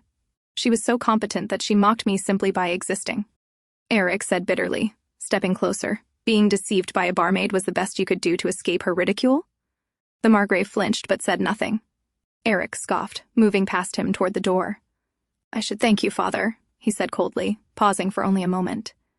"Thanks to you, I now know exactly how to avoid such disgrace." With that, he left the room, slamming the door shut behind him. Later, Aerik brought Miesa to their new room. She moved quietly, still dazed from everything that had happened earlier. He watched her sit on the dining table, her gaze distant and unfocused. For 12 years, no one in the royal palace had ever doubted her, not even once. Yet in the short span of a few weeks since arriving at the house of Cladinae, her secret had been exposed, twice. "Miesa, are you all right?" Aerik asked softly, his tone filled with concern. She rubbed her temple lightly. "My head just feels a little clouded," she murmured. Aerik brushed his hand gently over her hair, his touch comforting as he hugged her. "Then you should rest," he said. But as she leaned slightly against his arm, the tension in her body eased. The moment his hand touched her, all her tangled thoughts began to blur away. To help her clear her mind, Aerik led her to the balcony. The night breeze brushed gently against their faces, and for a moment, everything seemed still. "Do you know Commander Tilburg?" Aerik asked suddenly. "I do," Miesa answered without hesitation. "What is he like?" Aerik pressed, curious. "Tilburg?" she repeated, her tone suddenly flat. "He's a fraud. And a traitor." Aerik blinked, taken aback. "A fraud?" he echoed. He'd just met Tilburg earlier that day. The man had seemed disciplined, confident, and loyal. Hardly the kind of person one would call a fraud. "Miesa," Aerik asked carefully, "you know what a fraud is, right?" "Yes," she replied simply. "Someone who deceives others to get what they desire." "Then why are you calling Tilburg one?" Aerik asked, his brow furrowing slightly. Miesa tilted her head. "Why are you asking about him?" "He was here earlier," Aerik said. "He came to conduct a palace investigation." The moment he said that, Miesa's expression changed completely. The dull emptiness in her eyes was replaced by sudden brightness. "Tilburg was here, in this house?" she asked, her voice full of excitement. Aerik blinked again, taken off guard by her reaction. "You said he's a traitor," he reminded her. "Why are you happy to hear about him?" "He is a traitor," she replied honestly. "But he's also my friend. We're close." "Your friend?" Aerik repeated slowly. "You know what a friend is, right?" "Yes," she said with a faint smile. "He used to play with me." Aerik hesitated, trying to make sense of her words. "Then what did he do?" "No. First, tell me this. Why do you say he's a fraud? What did he desire, and who did he deceive?" Miesa looked at him quietly for a moment, then turned her gaze away. "Will he be back?" she asked instead, ignoring his question. "Miesa," Aerik said gently but firmly, "answer me first." But she didn't. Her expression softened, as though she'd withdrawn back into her own thoughts. Then, as if to change the subject, she murmured in a small, almost teasing voice, "But we already did it together, didn't we?" Aerik blinked, taken aback again. "Wait, are you refusing to tell me because of that?" he asked. "Just because we spent the night together?" He sighed and added, "You know, we can always talk again another time. It's not—" Before he could finish, Miesa looked up at him, blushing furiously. "Is that something you can do more than once?" she asked in a quiet, almost innocent tone. Then, realizing what she said, she quickly covered her mouth, embarrassed. "But I didn't talk that much. I still haven't told you about Tilburg." Aerik exhaled deeply, rubbing the bridge of his nose. "I have no intention of doing anything tonight," he said at last. "You're tired. You should rest." Miesa nodded and leaned against his chest. "You're right," she murmured softly. "I'm tired. Let's go to sleep." "All right," Aerik replied quietly. "Let's get back inside," his gaze lingering on her calm face. What on earth was she hiding this time, he wonders. That night, Miesa saw a terrifying dream. Aerik sat at the edge of their bed, his body drenched in blood, his eyes distant and lifeless. Startled, she jolted awake, her heart pounding violently in her chest. For a brief, horrifying moment, she couldn't tell if it was real. Her trembling hand reached out toward him. He was there, lying beside her, breathing softly, peaceful in sleep. She exhaled shakily, her chest tightening with relief. It had only been a dream. Carefully, she lay back down, inching closer until she could feel his warmth. Pressing her forehead against his shoulder, she whispered softly, "Don't die. Please don't leave me." He had saved her, comforted her when she was scared, and not long ago she had only wished for him to stay alive, to not do anything reckless. But now she realized that wasn't enough anymore. She wanted to live longer with him, to stay by his side, no matter what. For the next few days, Miesa spent all her time wandering through the mansion. She didn't rest, always moving from one corridor to another, as if afraid something terrible might happen if she stopped. Aerik watched her quietly, realizing her sudden cheerfulness was only a fragile mask, something she wore to hide the lingering fear in her heart. One evening, while Miesa and Gela were resting in the changing area, tired from their endless walking, they suddenly heard raised voices echoing from inside. It was Lady Cladinae and Margrave Cladinae. Gela froze. They weren't supposed to overhear that conversation, but when she saw Miesa curiously tilting her head toward the sound, she panicked and handed her a clean cloth. "Bite this, mistress," she whispered urgently, "and don't make a sound." Through the half-open window, the argument grew clearer. Margrave Cladinae had finally brought up the matter of his affair. his voice trembling between guilt and anger. Lady Cladinae, however, remained calm, cold even. "I don't care," she said plainly. "I've never expected anything from this marriage. You played your role as husband, and for that, I'm grateful. But it's time you hand your position to Aerik now," Margrave stammered, trying to justify himself, but she cut him off sharply. "We'll begin the preparations tomorrow. And don't worry, your lover will be safe." With that, Lady Cladinae turned and left, leaving her husband standing there, pale and defeated. Gella's hands trembled slightly. She knew they'd heard something they shouldn't have. Without another word, she quickly lifted Miesa onto her back and hurried down the hall before anyone noticed. As they passed a group of maids, one of them stopped them suddenly. "Ah, Gella," she called. "Do you know what kind of product Mistress Cladinae uses during her monthly period? Her ladies-in-waiting used to handle it, so we never intervened. But now that they're gone, we'll need to take care of it." Gella froze in her tracks. Her eyes widened. She hadn't even thought about that before. That evening, Gella went to Aerik's room, where he and Miesa were sitting together on the bed, Aerik playing with Miesa. "What did you want to talk to me about?" Aerik asked without looking up, still indulging Miesa's game. Gella hesitated for a moment, then said carefully, "I think Mistress Cladinae hasn't had her periods in quite a while." Aerik froze mid-movement, his hands stopping in mid-air. His gaze shot toward her sharply. Gella quickly waved her good hand, flustered. "No, that's not what I mean. I'm not saying she's pregnant," she clarified in panic. "What I mean is, her cycles seem irregular. Or maybe—" They stopped. Aerik's expression shifted from surprise to concern. "Explain," he said simply. Gella took a breath. "I've been attending to her for almost 2 months now," she began. "And I've never seen any sign of her monthly cycle." The laundry maid said the same. None of her linens ever showed traces either. When they tried asking her old ladies-in-waiting, they said they'd handle it and warned us not to interfere. So no one followed up after that. Aerik frowned slightly, trying to make sense of it. "I don't have much knowledge in that area," he admitted calmly. "You'll need to be more specific. Are you saying something's wrong with her body?" Gella sighed and rubbed her temple. She didn't want to say something that might distance him from Miesa, but she couldn't avoid the truth. "I mean, she might not be able to give you an heir," she said quietly. Aerik nodded slowly. "I see. Then tell me, what could cause that?" "Well, malnutrition is one of the most common reasons," Gella replied. "And when she arrived, she was far too thin. That could easily be the cause." Miesa, resting quietly on Aerik's lap, listened in silence. She didn't understand most of what they were saying, only that it was about her. She wanted to ask Aerik, but Gella was here. "Could there be any other cause?" Aerik pressed. Gella nodded grimly. "There could. Judging by how her previous maids behaved, it's possible they were poisoning her slowly over time." Aerik's expression darkened. "If that's true, can we find out what they gave her?" Gella scratched her head, thinking. "Normally, we'd ask the person directly, but that's not an option here. We'll have to identify it ourselves. And depending on the kind of poison used, some foods could be catastrophic for her." At that, Miesa suddenly raised her head. "Catastrophic?" she echoed softly. "Is it dangerous?" Both turned toward her in surprise. Gella's eyes widened so much that she stumbled backward, nearly falling over. You spoke," she stammered. "You really spoke." Aerik turned to Miesa. "Are you sure about this, my lady?" he asked gently. Miesa nodded. "We can trust Gella," she said firmly. But Aerik wasn't entirely convinced. Now that her secret was out, he had to take precautions. "Then I have no choice," he murmured. "I'll take her family as hostages." Before he could finish, Miesa quickly grabbed his hand, eyes wide. "Don't do that, Aerik. Her sister is getting married soon, to someone she loves. Don't ruin their wedding," she pleaded. "Besides, I feel much more comfortable when Gella is around." Aerik let out a slow sigh. Who could say no to that face? "All right," he conceded quietly. Gella, still frozen from the shock of hearing her mistress speak, blinked rapidly. Miesa turned toward her and said softly, "Gella, get yourself together. You have to prove to Aerik that you can be trusted." Gella rubbed her forehead and finally managed a weak laugh.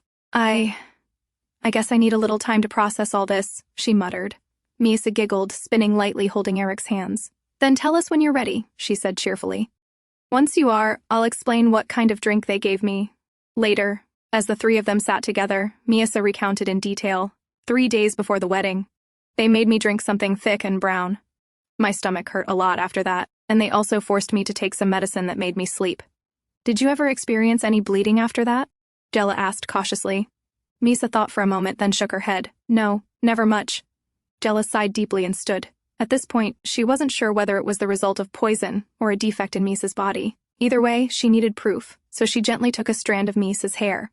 Then, turning toward Aerik, She used subtle gestures to inform him that she would conduct the examination soon and report the results as soon as she had them.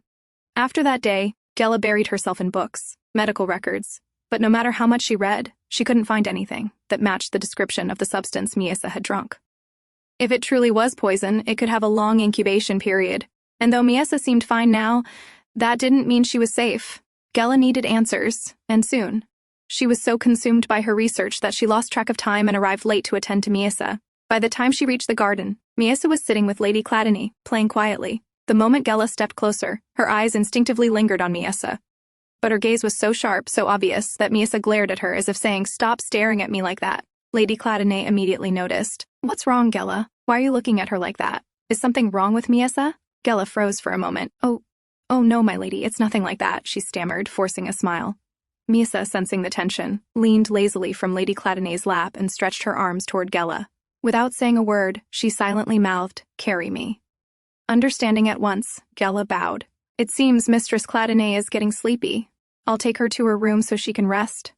As they turned to leave, one of the maids nearby watched them closely, her gaze fixed on the two of them with quiet suspicion. Once they reached Miesa's room and the door shut behind them, Miesa immediately pouted. "Gela, I'm starting to regret telling you my secret." Gela sighed. "Was I too obvious?" Miesa didn't answer. Instead, she hopped down from Gela's back, walked across the room, and climbed onto her bed with a small huff. Gela froze. "Wait, your legs, are they fine?" she asked in shock. "I was wondering the same thing," Gela continued, rubbing her chin. "I never saw any actual injury, so I couldn't understand why you walked that way." Miesa frowned, her tone cautious. Then, "Do you think other people might have noticed too? Did any doctor ever check on you at the palace?" Gela asked. Miesa shook her head slowly. "Everyone who took care of me died that day," she said quietly. A chill went down Gela's spine at her words. For a moment, she didn't know how to respond. She simply reached out and held Miesa's hand. "Don't worry," she said gently. "No one's noticed.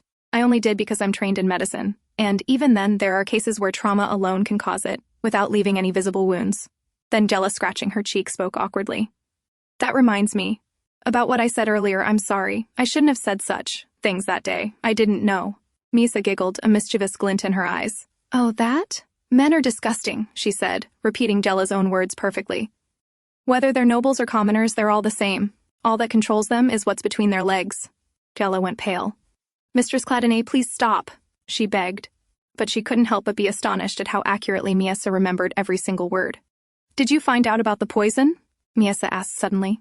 Gela straightened. "Not yet," she admitted. "But I'll keep looking into it, I promise." Miesa nodded, then asked innocently, "What did you mean by may not be able to give an heir?" Gela hesitated. It's okay," Miesa said, tilting her head. "If it's too hard to explain, I'll just ask Aerik." No, I'll explain," Gela said quickly. "What I meant is, it's possible you might not be able to get pregnant." Miesa blinked, confused. "Is that something to be ashamed of?" Gela shook her head, then sighed. "Not ashamed exactly. But in noble families, producing an heir is very important. If a wife can't, people start looking down on her." Miesa stared blankly at the ceiling. To be looked down upon? That was nothing new to her. What more could she possibly lose? She had never held any power to begin with. That night, Aerik woke up to the sound of heavy rain pounding against the windows. The wind howled through the cracks, and thunder rumbled across the dark sky. He remembered what Miesa had once said, that she hated rain. Getting up quietly, he crossed the room and closed the curtains to block the flashing lightning. But as he turned, he noticed Miesa trembling in her sleep. Her face was pale, her body stiff, and her breathing had grown uneven. "Miesa," he called softly. When she didn't respond, his calm expression turned sharp with worry. Moments later, Gela arrived. "She's frightened. She hates rain," Aerik explained, his voice tight with concern. Understanding immediately, Gela hurriedly soaked a cloth and placed it gently on Miesa's forehead. Then she tore a small roll of paper and tucked it carefully into Miesa's ears. "It'll help block the sound," she said softly. In her dream, Miesa saw her mother's face. "Miesa," the woman called gently. Miesa reached out, desperate to touch her, but when her fingers finally brushed skin, she woke with a start. Her wide eyes met Aerik's face, close, warm, real. Startled, she sat up abruptly, confusion flashing across her features. Where am I?" "You're home," Aerik said gently. "You had a fever. You've been sick the entire day." She blinked, realizing the truth. His hair was damp, his eyes tired, but he was still sitting beside her. He hadn't left even once. He must have stayed there all day, managing his work from her bedside. Her heart began to pound harder in her chest. "Do you need something to eat?" Aerik asked, starting to rise. Before he could stand, Miesa reached out and grabbed the hem of his shirt, holding it tightly in her small hand. Her heart raced. That warmth she felt, it reminded her of something she hadn't known in years. Once, she had been surrounded by love, by people who smiled at her just because she existed. But after that dreadful day, she'd forced herself to forget that kind of warmth. Since then, she had only lived as if she were on stage, pretending to be the mad girl in a cruel play. But now, this man looked at her differently, with kindness, with warmth that reached places inside her she'd thought were long dead. "Aerik," she said quietly, lifting her gaze. "Thank you." He blinked, surprised. "Thank you for always staying by my side," she whispered. Aerik didn't answer. He simply drew her closer and held her quietly in his arms. Outside, the rain kept falling, but for the first time it didn't sound as frightening. The rainy season passed quickly after that. Aerik stayed with her for 2 full weeks, rarely leaving her side. Thanks to his patience, Miesa no longer needed to block her ears every time it rained. She could even sit by the window and watch it, so long as there was no thunder. But now, as she sat beside him, she found herself unable to meet his gaze. Something stirred inside her whenever she looked at him. Something strange, new, and uncontrollable. "Miesa, what's wrong?" Aerik asked softly, noticing her avoiding him. "It's nothing," she murmured, closing her eyes. Still unconvinced, he reached forward and brushed her forehead with his hand. "You don't have a fever again, do you?" When he couldn't tell, he placed his hand on his own forehead for comparison, leaning closer in the process. Their faces were only inches apart. Miesa's heart thumped violently. Her stomach fluttered with a sensation she didn't understand, and before she could stop herself, her fist flew. A light but sharp punch landed right on Aerik's cheek. He froze, utterly still, the corner of his mouth twitching slightly, as if deciding whether to laugh or sigh. And Miesa's heart nearly stopped as she realized what she'd just done. The next morning, Gela entered Miesa's room carrying several newly delivered dresses, the ones Aerik had ordered for her. "Mistress Cladinae," she said cheerfully, setting the boxes down, "the clothes have arrived. Would you like to try them on?" But Miesa stood quietly, her eyes distant. The guilt from last night still weighed on her. The memory of accidentally striking Aerik's cheek wouldn't leave her mind. Aerik was admired by everyone. People always praised how handsome and graceful he was. Even Gela and the maids sometimes whispered about him with admiration. And yet, he was the one who had seen her at her worst. The thought of that disgusted her. Why did she care so much about what he thought? She didn't understand it herself. He had said he was only kind to her because she was part of his family now. And though they had shared their wedding night, that too had only happened after she'd begged him, pleaded with him. So what exactly did she want from him? Her heart ached when she realized she wanted him to want her, not out of duty, not out of pity, but because he truly desired her, and lately, he hadn't even kissed her. "Gela," she said suddenly, lying on the grass in the garden, her hair spread beneath her. "I read that noble women put colors on their faces. Makeup, they call it?" "Yes," Gela replied, adjusting the hem of Miesa's new dress. "Why are you suddenly curious about that?" Miesa's heart jumped at the question. Why indeed? Why did she want to know something like that? Embarrassed, she quickly diverted the topic. "Have you ever tried it?" Gela laughed. "Oh no, not for people like us commoners. We have to spend our coins on more important things before paint and powder." Miesa tilted her head, thinking. Then she began murmuring numbers to herself, calculating how much the Cladinae household might be spending on supplies, food, and salaries each year. Gela blinked, stunned. "You're really amazing, Mistress Cladinae," she said, genuinely impressed. "You remember every figure so easily." "Amazing? Me?" Miesa asked, surprised. "Yes, of course," Gela said with a smile. "Not everyone can do what you just did." Miesa leaned forward eagerly, her eyes shining. "Am I really that amazing, Gela?"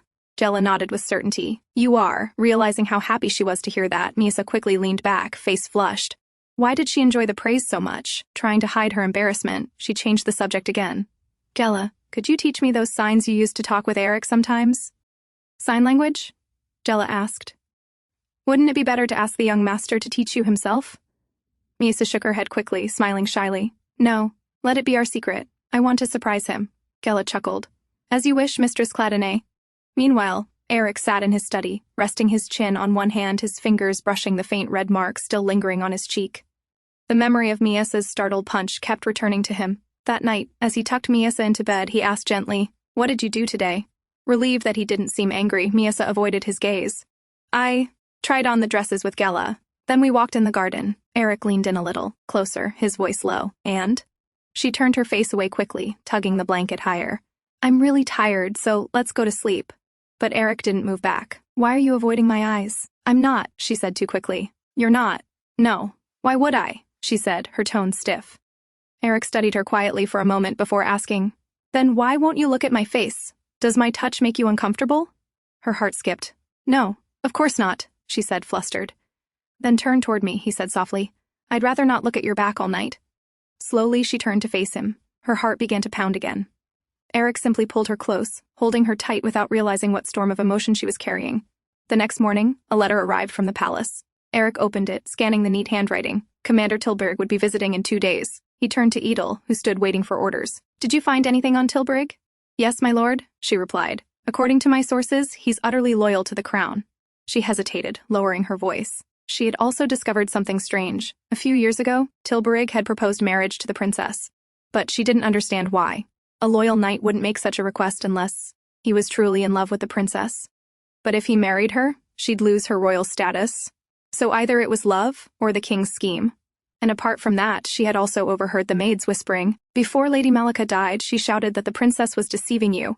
No one believed her, of course, but it made her wonder. She decided to keep digging quietly and refrained from telling members of Cladinae for now.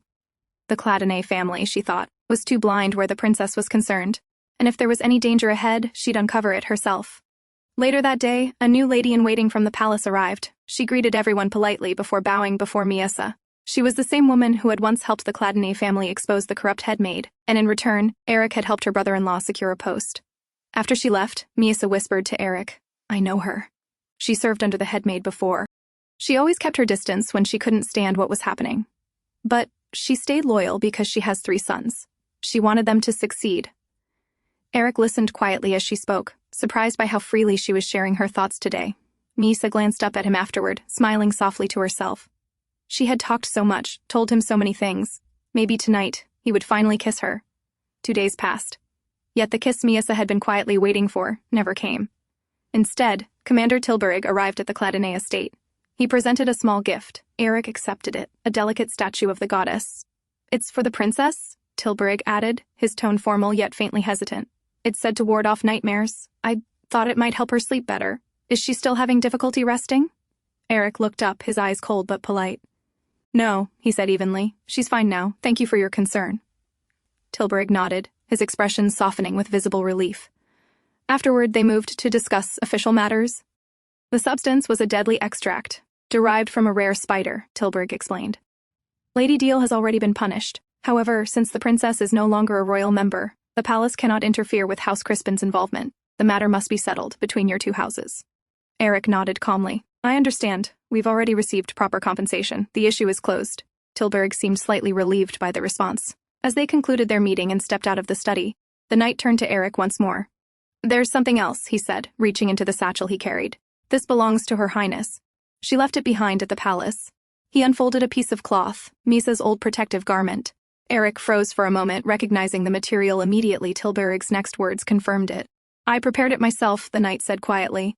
Eric's gaze darkened. His eyes drifted, not to the garment but to the faint scar above Tilburg's forehead, a small but deep mark, old enough to tell its story. It didn't take much imagination to understand how it had been made, an injury earned while protecting the princess. The idea that another man had risked himself for her, that another had once stood at her side, it filled him with an emotion he didn't want to name. Because deep down he realized how much he resembled this knight, both of them trying to protect the same woman in their own ways. When Tilburg entered Miesa's room later, she looked up at him and instantly smiled, her eyes lighting up. Her expression was full of genuine warmth, even as she maintained her usual airy act of the mad princess. Tilburg returned her smile, bowing his head slightly before mirroring her playful gestures, speaking in the same strange rhythm that once passed as their private language.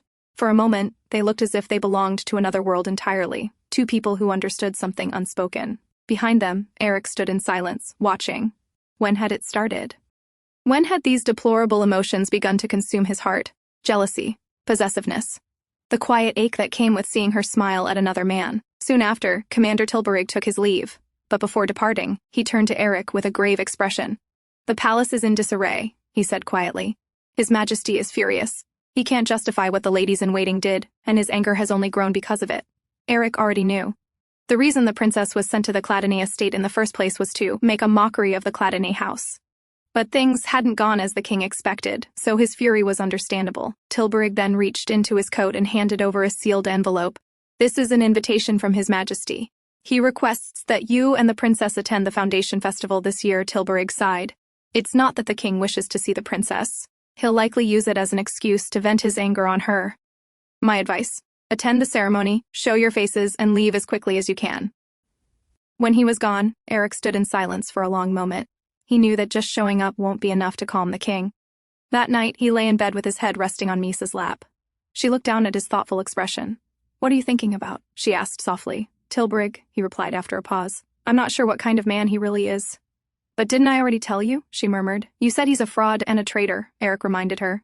"And yet, when he came here, you smiled at him so brightly, as if you were overjoyed to see him." Miesa blinked, startled by his tone. Why does he sound angry, she wonders. Aerik exhaled, sitting up beside her. "We've been invited to the palace," he said. Her expression fell the moment she heard the news. "Are you worried?" Aerik asked, watching her reaction closely.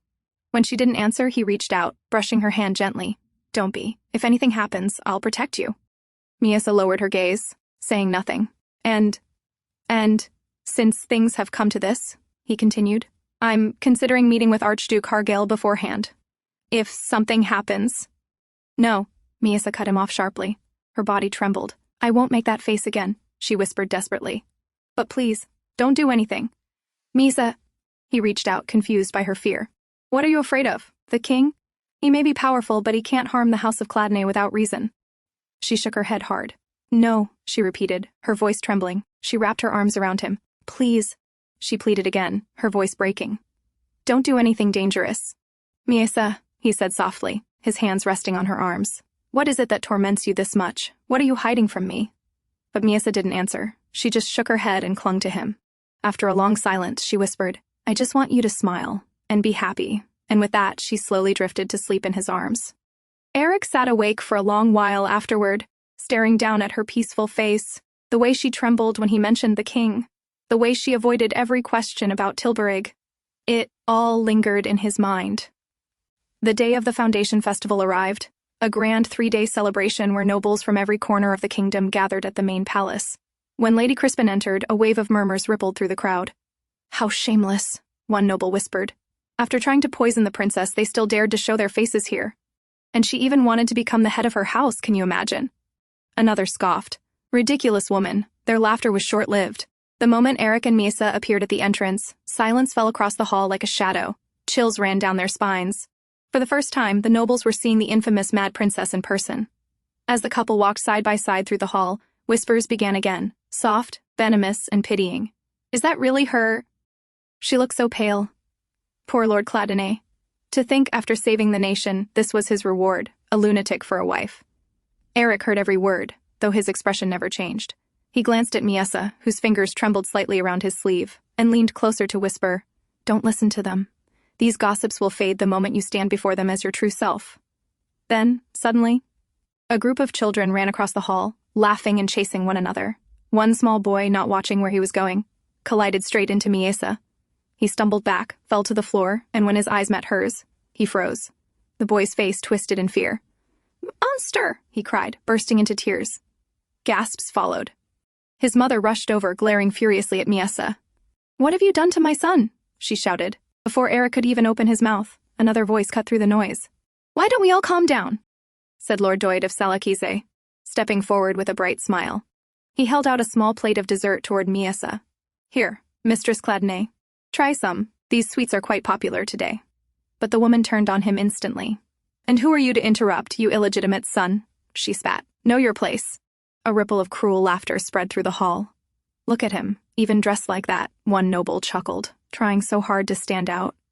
Aerik sighed quietly. The scene was degrading on every level. But when he turned to Miesa, he saw her trembling behind him, her head bowed low. Without a word, he bent down and lifted her into his arms. "We're leaving," he said curtly, turning away from the crowd. As he began to walk toward the exit, Lady Crispin suddenly stepped into his path. "Lord Cladinae," she said, bowing slightly, "I hope you've been well. I wanted to apologize again for my earlier discourtesy." Aerik's voice was calm but clipped. "I'm afraid this isn't the right time, Lady Crispin. As you can see, my wife isn't feeling well." "I understand," she replied softly. "Then, I shall seek you later." Miesa peeked at her as they walked by, the woman everyone in the Cladinae estate had spoken about, the one who was once meant to marry Aerik. If Aerik had married her, he would have been praised, admired, a perfect union. And knowing him, he would have been kind to her too. The thought twisted painfully in Miesa's chest. She had become his wife by nothing but luck, and yet she had brought him nothing but pity and scorn. If she were in my place, everyone would have admired him instead.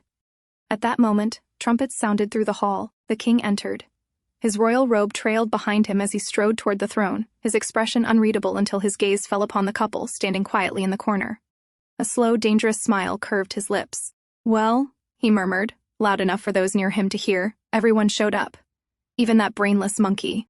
His gaze fixed on Miesa, then shifted to Aerik. That calm, composed face, that serenity, that infuriating steadiness that the king could never shake. It burned him. Because no matter how hard he tried, Aerik Cladinae always looked untouchable. The woman sitting on the ground beside the king's throne slowly looked up. It was Anika, the king's concubine. She reached out, lightly brushing her fingers against Bermel's cheek. "Your Majesty," she said sweetly, "how long must I wait for my present?" Bermel glanced down at her, his expression indifferent. "Present? You promised me," she said, her tone playful, "that you'd chop that monkey's head off and give it to me as a gift. I hope you haven't forgotten." Bermel's eyes narrowed slightly. "And why would you want something like that?" Anika smiled faintly. "Just curiosity," she replied softly. "I want to see if that monkey will still have that insane smile on her face, even after her head is separated from her body." She rose from the floor, setting herself gracefully on the king's lap. "Wouldn't you like to see that too, Your Majesty?" she whispered. Bermel gave a low laugh. "You're nothing but a pathetic monkey yourself," he said coldly. "Yet you still dare to flirt and bat your lashes at me just because you're treated a little better." Before Anika could respond, Silath, the court palatine, entered and bowed deeply. "Your Majesty," he said, "Master and Mistress Cladinae have arrived. They've been standing quietly in the corner, as if they don't wish to attract your attention."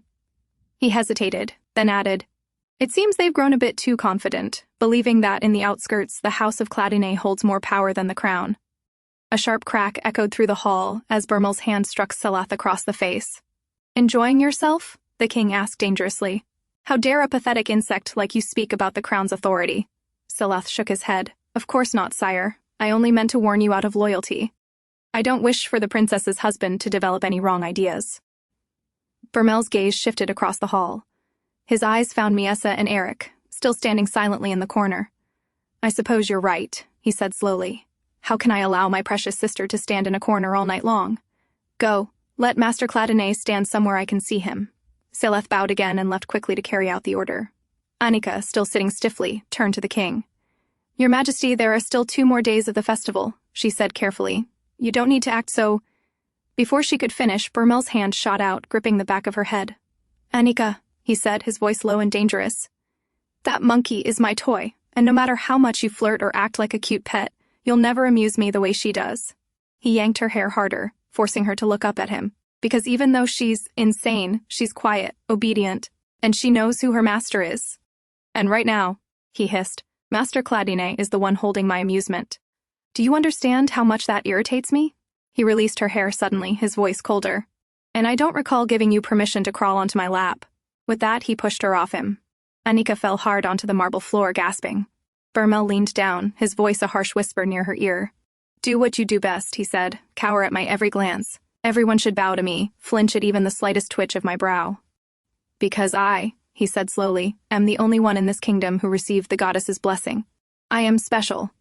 On the other side of the hall, where Aerik was quietly conversing with Lord Selekise, 2 men approached them. One was Viscount Malika, the husband of Miesa's late lady-in-waiting who had died attempting to poison her. The other was Count Carlyle, whose wife had been the one to plant that very plan in Lady Crispin's mind. In short, both were nothing more than the king's lackeys. "The princess looks rather listless," one of them murmured, his tone mocking. "I hope you haven't been keeping her locked away." Their smirks made their intention clear. They were there to insult the House of Cladinae. "Of course not," Aerik replied evenly, knowing exactly what they were trying to provoke. "I would never treat my wife that way. She spends most of her time outside in the garden." "I see how things are going for the House of Cladinae these days," Count Carlyle said with false sympathy. "I heard you're to inherit your father's position soon. Some of the higher-ups seem to oppose it, but feel free to come to us if you ever need advice." Aerik sighed quietly. Advice, from them, of all people, was the last thing he needed. Before he could respond, Lord Selekise stepped forward with a grin and casually wrapped an arm around Aerik's shoulder.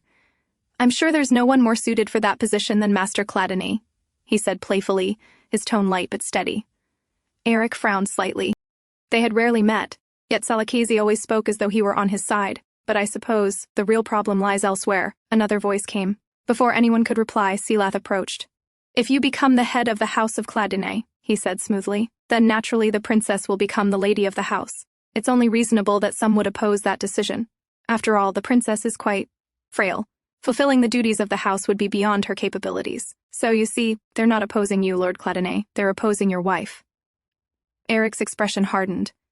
As an outsider, you have no right to decide whether my wife is suitable or not, he said, his voice calm but edged with warning. And as you can see, she's unwell, so please excuse me. He turned to leave, but Selath wasn't finished. It seems the son of Cladinae is deeply affectionate toward his wife, he said with a mocking smile. Or perhaps it's her condition that pleases you in the bedroom? Aerik froze mid-step. A few chuckles followed from the king's lackeys, echoing crudely in the hall. But I suppose it's understandable, Selath continued, stepping closer. The princess is beautiful, after all. To tell you the truth, I was quite surprised when I saw her today. I hadn't noticed it when she was young, but now that she's grown. He leaned forward, lowering his voice. I realized just how much she resembles her mother. His hand landed on Aerik's shoulder as his gaze slid toward Miesa, still resting quietly in Aerik's arms. Looking at her, Selath murmured, his tone dripping with insolence. Brings back memories of those days. The late queen was truly a beautiful woman. So I can completely understand your attraction to her. The words barely left his mouth before Aerik's anger flared. His hand shot up, gripping Selath's shoulder tightly, and with a sharp motion he shoved him back. The one who had contributed the most to making Bermel the king was none other than Palatine Selath. From childhood, Bermel had shown violent and unstable tendencies, and because of that, the late king had originally intended to pass the crown to one of his other sons. But Selath, who was the first to catch on to this, quietly incited Bermel's mother and her family, the House of Salakese, to act. Following his suggestion, they murdered all the other princes, ensuring that Bermel became the sole heir to the throne. But before the crown could be formally passed to Bermel, a daughter was born between the late king and his third queen, and soon after that child's birth, the late king suddenly met a mysterious demise. Once Bermel took the throne, Selath immediately turned against the very family that had helped him. He caused internal conflict within the House of Salakese, making them fight among themselves, which greatly weakened their once mighty power.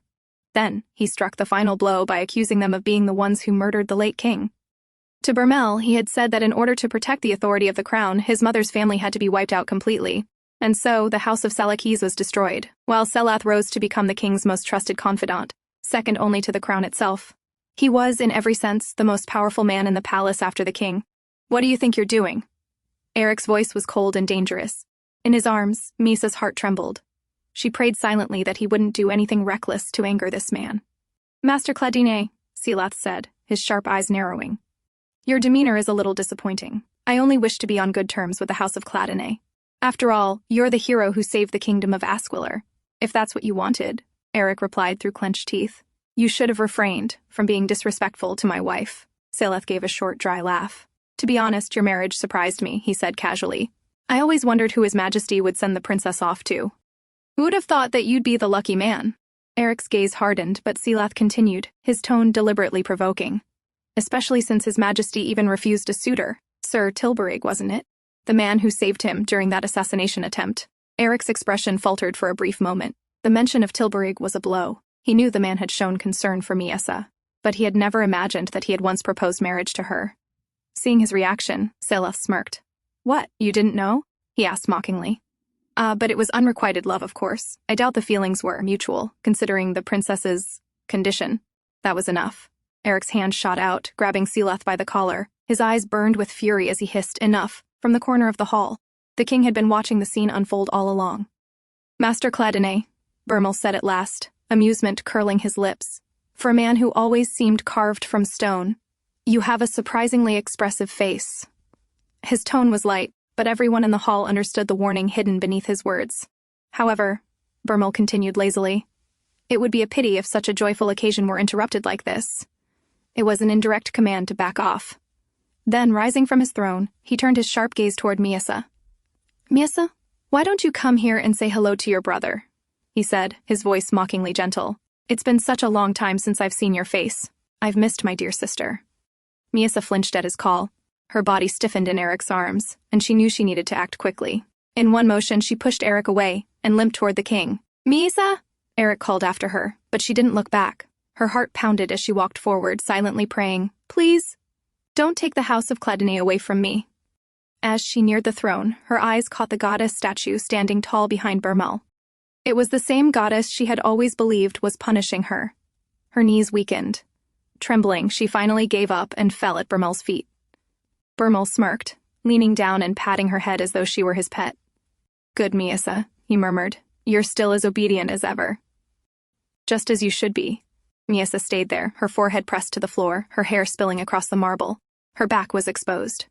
Bermel's eyes drifted to it. Just then, Aerik stepped forward. "My apologies, Your Majesty," he said evenly. "But as you can see, she's not feeling well. I ask that you grant us permission to retire so she can rest and recover." Bermel didn't answer. His gaze was still fixed on Miesa's back. Slowly, he reached down, his finger tracing the line of her scar. "This is the dress I sent for the banquet," he said, his voice sharp with mock interest. "If I recall, it was a backless gown. But now, there seems to be an unusual pattern embroidered on it." Aerik clenched his jaw. "Of course it was backless before, to make her scar visible." "It was my suggestion, Your Majesty," he said calmly. "I thought the translucent fabric revealed too much of her skin, so—" Before he could finish, Bermel burst into laughter. The sound was loud, harsh, and mocking. When he finally stopped, he stepped closer to Aerik. "As if anyone in this palace hasn't already seen that," he said softly. "But I suppose, being her husband, you'd be more attentive to her than the rest of us. So much so that you'd even show a possessive claim on a wife like her." His voice was laced with cruelty. "Though I can understand. I've heard of men who are partial to women driven insane, women who can no longer comprehend what's being done to them." The king laughed loudly, his cruel words echoing through the hall as murmurs spread among the nobles. Aerik had known this was coming. From the moment the dress had arrived, he'd understood that they wouldn't escape the king's attempt to humiliate them, but he hadn't imagined it would be this brutal. Bermel wasn't finished. "Who would have thought," he said with a smirk, "that the young master of Cladinae would have such perverse tastes in women?" Laughter erupted around them, mocking, pitiless. Aerik sat there silently, holding Miesa close. He had known humiliation awaited them, but not this.